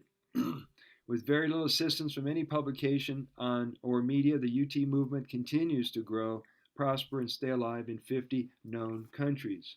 It is with a grateful and humble heart as the founder and director of Shivambu nonprofit organization, UT author, master teacher, and outspoken voice for Shivambu that I am fully committed and determined to assist in this declassification and acceptance of UT worldwide. Drink the living water that matters and share this message with everyone. Let's entertain our minds by thinking and visualizing that our clients and ourselves are already healed. We're just cleaning up the mess with our personal holy water. Bless yourselves by honoring your temple with a touch or drink of Orin for the body. Be sure to love and nurture yourself with rest and playtime. Any questions? Any comments? Cheers to that. Cheers, I'll drink to that. Did you see her? She popped it back, real effortless. I know. I love your glass that you're using. She's a classic dame. She's a classic woman. Ding, ding, ding, ding. All right, we're on page 208. And we still got about 30 minutes, and then we're going to open up to anybody can talk about whatever they want to. That seems to be gaining popularity in these classes. All right, chapter 17, to charge or not to charge for your services. I was hit up by that when I started turning this into a monetized career. And I had people who definitely were triggered because they were coming from poverty consciousness. And they were telling me, how can you charge for pee? How can you charge for this information? I said, the pee part is the free part. But all the years that I put together as a therapist, as a teacher, as a writer, is valuable. The energy I give to people and the time involved and the expertise, that's worth something. Yep. So yeah, the peace free. So this is why this chapter was born. For all those guys who get triggered because somebody thought of something they hadn't thought about. Whether to charge or not to charge for your service is totally up to you. Do you find value in your professional urine therapy service, knowing that you will meet and exceed your clients' concerns and needs? Do you intend for your clients to relax and trust you? This takes as long as it takes for a meaningful relationship to be built. Each consultation requires your patience, calmness, sensitivity, and tolerance for a client. Ultimately, it is up to you to set the direction of the session. As with any form of therapy, you are the facilitator of every session or every meeting. You're not to presume any role as a healer, savior, or authority for them. Let me repeat that. Be careful not let your ego get out of hand in thinking that you're their savior or their their healer or their authority. So be careful about that point. You are guiding them to have realizations, a breakthrough, aha moments, and in turn motivate them to make the changes that you have recommended. Since they are relying on you to get results, most of the work is done. The answers to the concerns that they. All right, bye, Elizabeth. She took off. Since they're relying on you to get results, most of the work is done. The answers to the concerns that they come to you to heal or resolve will be revealed to you. Your work is to teach them how to activate their innate knowing abilities. Since you read this far in the manual, you probably know how to teach students how to know what they need to know when they need to know it. Do you know what that is referencing to? We all have access to what's called infinite intelligence or knowingness. And every time you catch yourself saying, well, I don't know this and I don't know that, what you're doing is telling the universe you don't want to know. You're not ready to have that understanding wisdom. So if you change that conversation or that instruction to yourself to, I'm open to knowing, or I choose to know, and just relax, the knowing will show up. And you'll hear that with people. Well, I don't know how to do it. I don't know how to fly a plane. I don't know how to talk in front of people. I don't know how to da da da. Well, you I'm won't. not a biologist. I'm not a biologist. I don't know how to fix a motor in a car. I mean, whatever it is. Then you ask yourself, well, how come some people figured it out? They chose to. So it's all in our head once again. Since they're relying on you, your work is to teach them to innate. Okay, simply remind yourselves at the middle of page 209. Remind yourself first. Then remind a client that as long as you're telling yourself, I don't know this, or I don't know this, or I don't know that, you are blocking understanding of what you want to know. There it is. I wrote that down.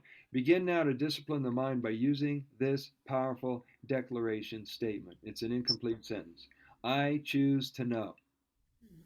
Write it by hand and complete the sentence with what it is you really wish to know. And you can apply this to anything in your life, even challenges or relationships or money issues or whatever it is. You can apply that to anything. Breathe, exhale, breathe, let go of every idea in the mind. The knowingness comes. Now move confidently through this new moment as one who does know. The satisfaction comes when the client is self-motivated, when they truly get excited or inspired by their why, the results they are seeking from AUT and your work. Their success is assured. We're on page 210. You just made a best friend for life. It is the health-giving and liberating benefits from Shivambu which are inspiring millions of devotees across earth to keep up this practice every day. Determine the value or fee for your services or your sessions based on what similar professionals are charging or what you think clients would be willing to pay you. Ultimately, the value of any service is based on the value of the client receives from the work you offer. A payment is a form of expression or appreciation. Offering a sliding scale fee is perfect for clients with financial exceptions. And I've always done this in my practice for 40 years. If you can't meet the fee, make me an offer. We'll find a meeting place. Regular sessions give a client the chance to monitor their progress and to feel that you are on their team. They are more likely to do their practices and follow treatment and lifestyle suggestions during the week or between sessions. By scheduling every prepaid session on your calendar and on theirs, they will stay committed and be more proactive in doing the work and in succeeding. Be open to negotiating with any client who has a money concern. Giving away a number of sessions for free will give you an opportunity to practice generosity, some call that tithing, as well as find out if you are really motivated by money or for the joy of providing a service. You can also learn how well you know about the subject, as well as your ability to coach and guide others. Marketing is very basic. Get the word out about who you are and what you have to offer, both online, offline, and in person. Working with the media and social media will require doing some research into which subjects that they cover, what related subjects. So when I approach certain television stations, or there's the Westward magazine that's based out of Denver, I noticed that when I went to the back issues, they addressed urine therapy, so they were a perfect candidate. But they had nothing recent. Same with Nexus magazine in Australia. They did a take on it in like 2012, and it was time for a new one. So if you ever get to that point, that's how you do that. If presented properly and content is relative modern times, your chances of having your article published or being interviewed, page 212, will be much higher. Hint, they like to have references included in an article. Whether you're keeping your marketing efforts local, national, or international is totally up to you and tends to go at your own pace. Your success in doing promotions increases by associating with colleagues and other UT teachers, by constantly studying and keeping current with the movement and in new discoveries, and building close friends in the water community will be to your advantage. Any questions?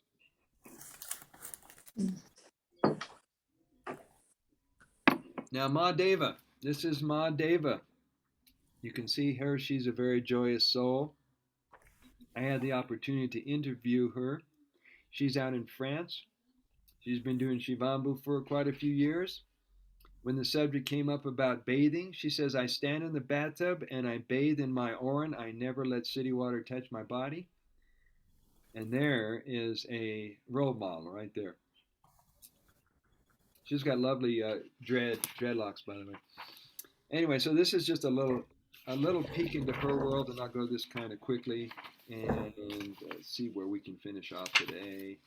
You know what I love from you, Brother Sage? Not only to flatter you, but it is really, this is so much, you don't have any dogma, like you don't let this or that touch you. That's what really clicked me to you, because it's like you're really promoting that intuitive. Just imagine, can you imagine that Shivambu will heal whatever you want to heal? Yes. You know, to be open. Can I use it or can I promote it to somebody who still smokes? Yes. Because all the others, they put an exclusiveness to their also importance as a teacher, or to their holiness of their whatever body. I mean, in the end, it's a body, you know. But I mean, it's beautiful. I come from a different place, but it is nothing against her. But I hear so many people who have this and that, and in earlier days, it made me, wow, these must be really cool and exceptionally self-loving. But I find the more open and relaxed with all these things we are, that's actually self and more universal love.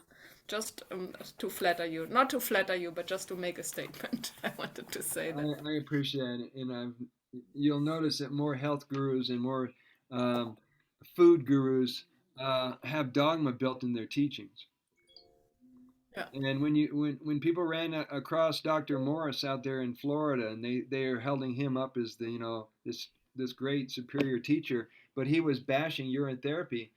People came up to me and said, "What do I do? I've been following him, but he talks down on urine therapy." I said, "Well, when you get to a point in your journey, you got to know when it's time to leave your teacher, and maybe Yeah. he can't take you any further." Hmm. And he's also a human being. Yeah, sure. Yeah. We're our own gurus. That's right. You know what the word means? Guru. Yeah. Yeah, right. All right, Anya, you like that. Here's another one. Jesus means G. He's us. Yeah. And last but not least, one of my favorites is NEWS, the news really means nothing ever worth seeing. Right. So let's go really quick here because we're going to have about 20 minutes. Shivambu Kalpa, known as urine therapy, is an ancient holy science bestowed by the god Shiva to his consort goddess Parvati. This is Ma Devi. And an ensemble of practices and techniques were initially kept a secret, only to be practiced by the seeker of truth, perfect health, divinity, and ultimately physical immortality. Since UT is often misunderstood by common human beings, Lord Shiva expressly recommended, quote, not for the ignorant, therefore keeping it a secret. Nevertheless, one can find its roots in most cultures and ancient traditions or holy scriptures, healing recipes, and rituals as well. UT is indeed a wonderful thing, and there is such perfection in human beings, although UT is forgotten or unknown by the majority of the world. UT is rejuvenating, healing, and holds mystical powers for those who have the fortunate luck to discover it, fully explore it, and most of all, stay devoted to their daily UT practices for the long run. UT is wisdom and a tantra, yogic, sadhana, or practice. You can find the numerous qualities it will bestow on the practitioner in the Shivambu Kalpa known as the Dhamara Tantra. Divine blessings, love and light to all. Ma Devi. So you can see why a lot of people are drawn to her. Mhm. Aged urine, Harry Matadine. He put out 3 books on the subject. Did you know that? On aged urine, I'm very interested in that. Yeah, his books are on Amazon. Maybe it's time for me to pull him in for another interview. Your fresh orange, which contained and allowed to sit a while, becomes what we call aged, like a fine wine. The medicinal powers of the fresh orange grows and grows the longer it is contained and allowed to sit. It is the most powerful medicine on earth. What's going on? Why does it grow in power and potency? What are the mechanisms, I hear you cry? There are many, but the key ones, which are alkaline, oxygen, and high negative ions, are explained in Harry's books on Amazon. In his books and his unique style of writing, he answers questions like those about benefits and use of aged orange. How do I age orange properly? Does aged orange smell? Will sending loving thoughts to my orange make a difference? Does aged orange get affected by diet? Are there any other ways to increase the quality of my orange? Do I need to drink fresh orange before doing aged orange? And number 7, what's that white stuff at the bottom of my aged orange? Again, there's no such thing as bad aged orange. By the way, him and I are totally in agreement with no dogma. And one day he says, somebody asked me about plastic. Did I tell you this? Should I put it in plastic? I mean, I don't have anything, I don't have a glass jar, but I do have plastic. And for all the people that was concerned with plastic, Harry's been quoting me. He says, according to Brother Sage, Shivambu is more powerful than plastic. Get over it.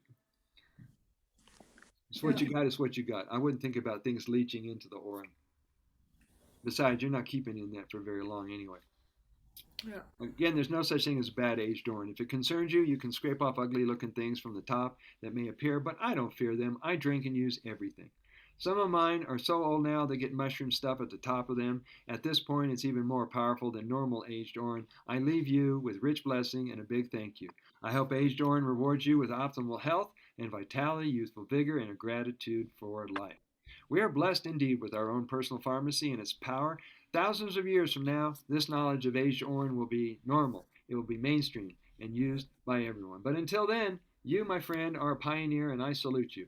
Thank you for carrying the torch forward and showing others the way. Those who use orange therapy and aged orange will always be standing on the right side of history. Harry Matadine.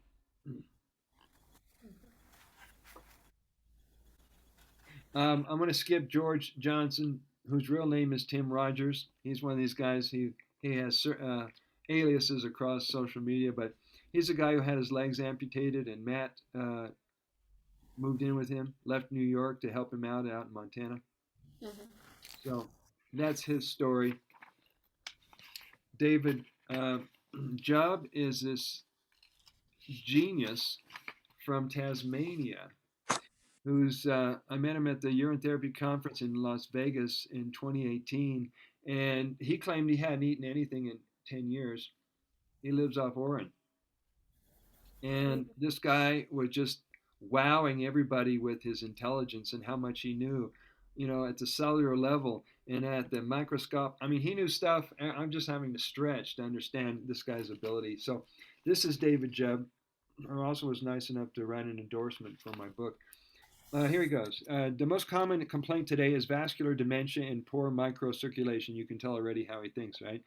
Urea opens up blood vessels by shrinking waterlogged terrain. It is then that intestinal lesion is held by B vitamins made by friendly intestinal life colloid, of which the nitrogen from urine therapy is useful, and such a practice shifts life colloid toward useful protobacillus. Arteriosclerosis is rampant in the modern world, and nitrous oxide, carbon dioxide are all smooth muscle dilators, of which urine therapy assists the intestines to produce for you by assisting correct intestinal dysbiosis and accompanying layers of cholesterol inside arterial walls. That's often page 220. That's often one of the most important insights into urine therapy. I loved the way he pronounced the word urine because he's from Tasmania. He would call it urine. Urine. Seeing that they're all born in amniotic fluid, as I was growing up in the wilderness of Tasmania, I used urine to wash, clean, and make dye for clothes. Keep listening to how the originals used urine therapy.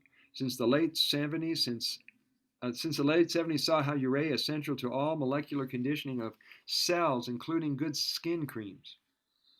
I get the U.S. therapeutic grade urea to put into a product made from jack beans. Notice that many cultures are all using urine therapy. The kidneys are a regulating essential element and not an organ of detoxification. Once you start drinking or splashing urine on the skin and or snorting this water through the nose, you should never stop. I've kept up a daily practice ever since. Urine purifies the blood. Urine therapy assists in restoring vital cell salts. Start by splashing or wetting skin with urine. Try gargling, then snorting and drinking by starting with smaller amounts at first. Best to include life-giving enzymes in the diet and practice calorie restriction. Only eat one meal a day. Urine is the only thing you'd ever drink except for the moment after our birth, colostrum, and breast milk. When growing up as an infant, nothing is better than the nutrient benefits of urine therapy. Urine or urine allows elements of the blood to get to the furthest regions of the human body. Blood ordinarily can't reach inside the nose and in the intestinal tract. Did you hear that? So the different ways that you can get it in the body, the better. I've seen urine used as a subcutaneous lymphatic delivery. UT can stop the effects of a heart attack and turn an asthmatic or an allergic attack around. I think he might be talking about injections here. This provides antibodies and antitoxin abilities to the body. Urine senses overall conditions more than just the local condition as an immune force for an entire systemic effort to take care of you. Love, David Jebb. So he's got a YouTube channel. You can always look up some of his teachings and his writings. He's also got a company where he produces longevity products. Dave Murphy on page 222. We've got 10 more minutes. We're going to skip Standing White Buffalo. She's out in Canada. But you can read about Lee Sampson. There's pictures of her before and after. But I'm just going to mention Dave Murphy, who goes by the name of allegedly Dave on the internet. Have you heard of him? Yeah. He's a big advocate of urine therapy. He's a big advocate of flat Earth and extraterrestrials, and he's one of these truthers. And he's been doing an awesome job. He did a 30-day urine fast, which has been a great inspiration for a lot of people. And so I thought it was a great way to recognize him and put his article in here. I'm just going to read from the middle of this page here. Urine is a living liquid, page 222. It remains alive as long as you do. And the stem cells, undifferentiated cells that can become anything within the body that it contains, continue to divide and multiply while in storage. This makes aged urine a very powerful agent for healing cuts, burns, rashes, and inflammation, or for any other topical use. Fabian Farquharian is out in UK, and he's got the mind of a quantum physicist. I mean, he'll pull out his whiteboard and he will lay out urine molecularly on a board. I mean, he's got one of those minds. He can track the elements. He can do all kinds of amazing stuff. So if you ever go find Fabian, that is him out there. He's a black brother who's out in UK. The story of Leah, that's Leah Sampson. She lost like 100 and, I don't know how many pounds she lost, like 150 pounds. She got her body back. She's still in a body brace because she was affected when she had that injury, but she's recovered her strength. She's been seen in videos dancing with full headdress because she's Native American of Canada in at Mardi Gras, and she looked real sexy. So that's Lee Sampson. She's still strong advocate. She's does posting content every month or so, so you can still find her on the internet. And page 251, I'm going to do a rap song. Nice. Let's see if I can still remember how he did it. Casey Caban is his real name, and he goes by the alias. I met him in Las Vegas. He's written poetry. He's written a book. He goes under the pen name We Do Shivambu. And this is a guy who had 20-year-old urine out on his farm, and he had a whole collection of things because he'd been at it for quite some time, and he made his presence known at the Water of Life convention. Great guy. And this is Casey Caban. Let's see if I can put it to music here. What are your ailments? Are you seeking a cure? Are you given treatments that leave you unsure? Most remedies relieve us, but that doesn't matter. Masking the symptoms when the cure's in our bladder. The poisons consumed are always there. It's in our food, water, and air. Some we control, no need to assume. It's simply based on what we consume. If you don't feel good, do you know why? Do you pop a pill and hope you don't die? The cure lives within us. Just look and see. It's very simple. Start drinking your pee. Yay. Nice. Good one. Oh, that's been recorded. Who knows where that will go? Did you catch the performance Matt Senna did of my song? Yeah, beautiful. There's a gal who's in UK. Her name is Mina Mann. She's another vocalist. She's another recording artist, and she's working on doing a female version of the song. Was originally entitled "Why I'm a Pee Drinking Man." She's gonna do her version called "Why I'm a Pee Drinking Woman." And so when that gets finished, I will share that with you guys. Nice. So we got about 6 minutes left of this class before we open it up. Is there anything you want to review? Anything you want to start? Anything you want to discuss? I'd like to ask Sheena, do you check the pH level of your urine every morning? Or? No, I haven't been doing that. No. But have you during this fast at all? No. No. Yeah, I should though. I can for the next few days. Actually, I will. I would be interested to see what your pH is in the morning, because I checked mine now and it's 5.8, like in the acidic range, but my aged one is like out over the scale. Okay. What is it, over 9? Oh yeah. The Wow. alkali. Where do you get these things to test it with? At the health food store. It's just a little strip. It's called a pH strip. Yeah. They come in a box of anywhere from 50 to 100, and they range anywhere from $10 to $15. Okay. Mm-hmm. And if you can't find it there, for sure you'll get it on Amazon or eBay. Mm-hmm. Don't promote Amazon. Come on. Okay, delete eBay. They may be in the same bed together. I have no idea. Yeah, probably. So pH strip, and some people have all kinds of different gadgets where they can monitor, frequency. They can monitor pH. They can test all kinds of stuff. The megahertz on it, that would be fun to see. remember when they used to measure the frequency of essential oils?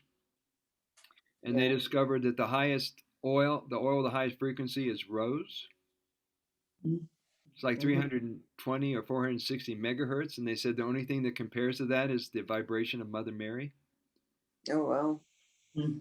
So I've been a fan of rose for years. Interesting. So there's all kinds of things we can learn. And what really excites me is that there's a lot more we haven't discovered. Yeah, we probably just scratched the surface now. So yeah, keep your eye out for something that is a new discovery for you, and there's a good chance it might be a new discovery for everybody. Mm-hmm. Well, I have the house to myself now for the next 3 days and 2 nights. So today I'm gonna do enema, shower, douche, massage. I'm gonna put it everywhere. I'm gonna turn this house into a Shivambu shrine. Uh-huh. Wow, I would go to your spa. Yeah, the dogs won't complain. Oh, they love it. Not at all. And are you going to give them a Shivambu massage? Yeah, maybe I put some in their water bowl, see what they do. Put some in the bowl, and if you can't go out for the full out hair treatment, see if you can put them on the bottom of their paws. Mm-hmm. Yeah, And start bringing it into their body. right. That's a good idea. Yeah. I would love to hear people say that they started doing urine therapy on their pets and they extended their life an extra 5 years or whatever they can. Mm-hmm. You know, particularly if they get them off that processed dog and cat food. I don't know how that runs. Does that work for dogs and cats? All that commercial stuff? Well, I used to feed my dog raw, and then suddenly he wouldn't eat it anymore. And I had to cook it, and then he would eat it, but that defeats the purpose, right? So now he's on a very good, high quality kibble thing with some add-ons. But yeah, I don't know. But he wouldn't eat it anymore, so I had to feed him differently. Put some urine add-ons. Yeah, into the food. Put some Orin add-ons. Yeah, because he can't freaking die on me. It's gonna break my heart again. That's what pets do, right? They steal your heart and then they break it. Yeah. So it looks like you could be his teammate and keep him in the game longer. Keep him in your life. Yeah. I started with my cat a couple days ago of giving her, it's almost like a needle thing, but it without the needle, and it's a 3 cc. So I've given it to her twice now. So it just in her mouth. Okay. And does she swallow? Yeah, it just shoots it right back there. So yeah. So we'll see how that works. Well, it sounds promising. People have reported giving it to their dogs, their cats, their ferrets, their birds. No telling what kind of pets. What kind? Plants. Plants respond really well to it. Mm-hmm. I've got a poinsettia from back in Christmas. It's still blooming. It's still got red leaves. It's still holding up really well. With pets, I was gonna ask, so why does like pet urine smell so much?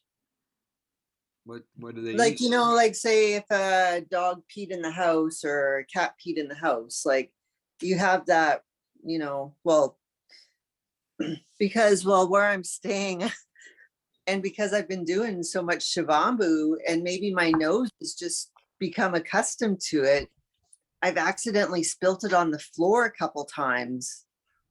And so I guess I'm going to have to get someone with a clear nose or before I leave just to make sure. But like I put baking soda in it and like it doesn't seem to have any smell in the areas. So But you know what I'm talking about when cats pee and dogs pee, like Yes, and of course you know that that's how they can remember their territory. yeah. Maybe it's a unique certain scent or certain register in their memory. That's their way of tracking things. Hmm. But I You can't. would probably have a really heightened sense of smell, I would think, and taste now with having done the fast for so long. Because when I fast, like my sense of smell is heightened within 2 days. Right. I smell everything. Mhm. Yes, And Gina? You know, it's interesting though. I don't really smell food. I've actually like tempted myself and walked through restaurants, like or little cafes, and like the smell just of food just isn't registering. So I Well, find that. can you walk through and just go, noted, that smells like saffron, that smells like cumin, that smells like oregano, and it's just like noted, and it's not affecting you. You can walk Yeah, away. yeah. So Well, I got to a point when people are cooking in the kitchen here, I can identify almost every spice they put in there without asking them. And it's nice. nice to be able to pick up on those subtleties. And when you eat food again, there's more subtleties and back tastes and other flavors that you would have missed.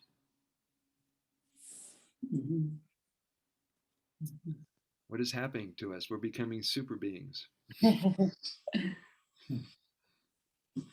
What you say, Sheena, when I was fasting for, and I have never been fasting, never been able to fast for 2 weeks, also on Shivambu, and I didn't have a craving, and I would have continued hadn't I believed my boyfriend and resonated with his idea. He said you are gonna drive for you have a long drive, and your brain needs fat, or you should start to eat. And he's actually also a non-eater, but I believe that concept, and yeah, once I don't know, it's a click in the brain, and I love eating. I love to eat good food, and I love to experience taste. But then once and chew. But once I got back into the habit, now yeah, I don't know, I'm craving it. I find not much satisfaction in eating most stuff, but some. So I'm testing it out. But what you say, I didn't have a craving, or even the smell didn't do anything to me. I could have gone continued, which is good to know for the next time. So Interesting. you were unaffected. Yeah, it didn't make my mouth slivery or felt like I have to go. It was just a concept Yeah, in the mind that made me, yeah, maybe I should. Yeah, yeah. And I noticed that when I did a urine fast, when I do an all day fast, I'm getting a lot of work done. I'm getting an exercise. I'm seeing clients. I'm working da da da da da. And somewhere near the end of the night, I realized I didn't have any interest in food. And it was different when I fasted on apple juice years ago, Master Cleanser, and some of those other ones. I didn't have the discipline, and this is why people break the fast because they don't have the discipline. But you're getting nutritionally fed every drop, every yeah. time you drink the Orin. So your cravings may not even show up. The only thing that I had, which was a little bit, and then I clicked into that food concept, but I felt a little bit weakish. So I felt I had not enough energy, and yeah, I guess I was healing or something. And were you How do okay you with that? have that, Sheena? Did you push yourself, or were you willing to just slow down and rest?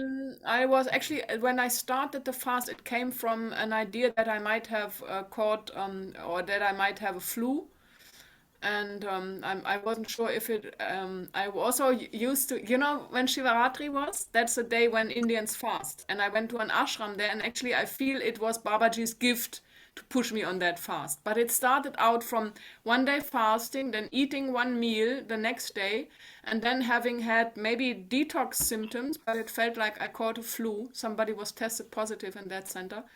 And then I said, okay, finish it. And I couldn't eat anything else. I could only drink Shivambu and go for 3 days, like lying flat and only looping.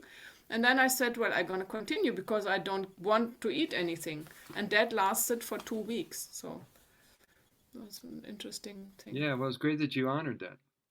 Yeah. Because many times our mind wants to override what our body's telling us. Mhm.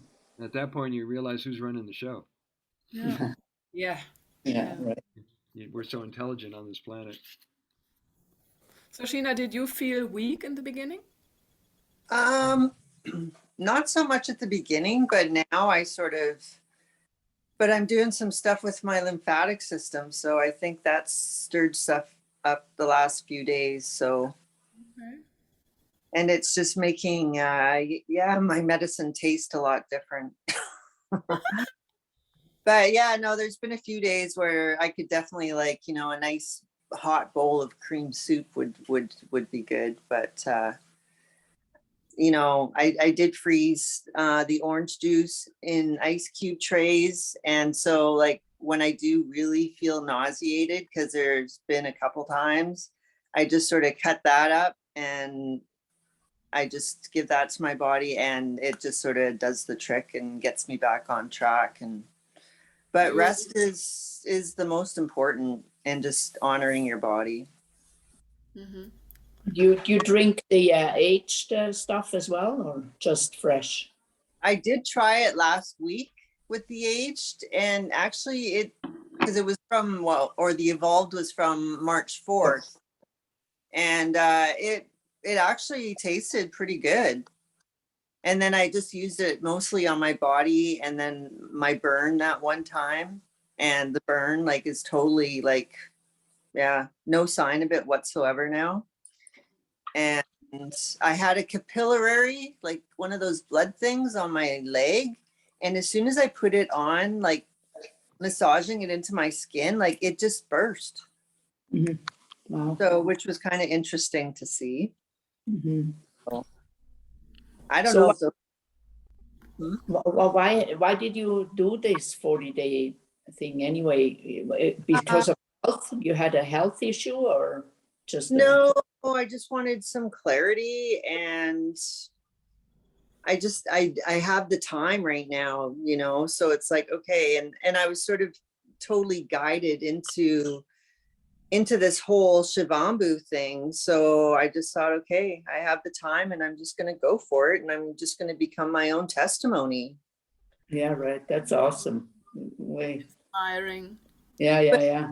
It really is like how the caterpillar turns into the butterfly, because it consumes its own juices in the cocoon, right? So I don't. One day maybe I'll be a beautiful butterfly. You are already. Hello, all you beautiful butterflies. We're going to come to the close of our class, so spread your wings and go fly today. And whether you bring up the subject of Shivambu to anybody or not, you're going to be a positive effect on them today. Yeah. You glow. You glow. What's your secret? I drink my pee. Matter of factly. Oh, I drink my pee. Yeah. All right, guys. Thank you. Bye. Hey, brother, say Love you, and we're going to read our last class on Wednesday. I've got your certificates all ready for your graduation. oh, yay. No test? Yes, I'll test you on the Shivambu wisdoms. All right. All right, bye for now. All right, bye.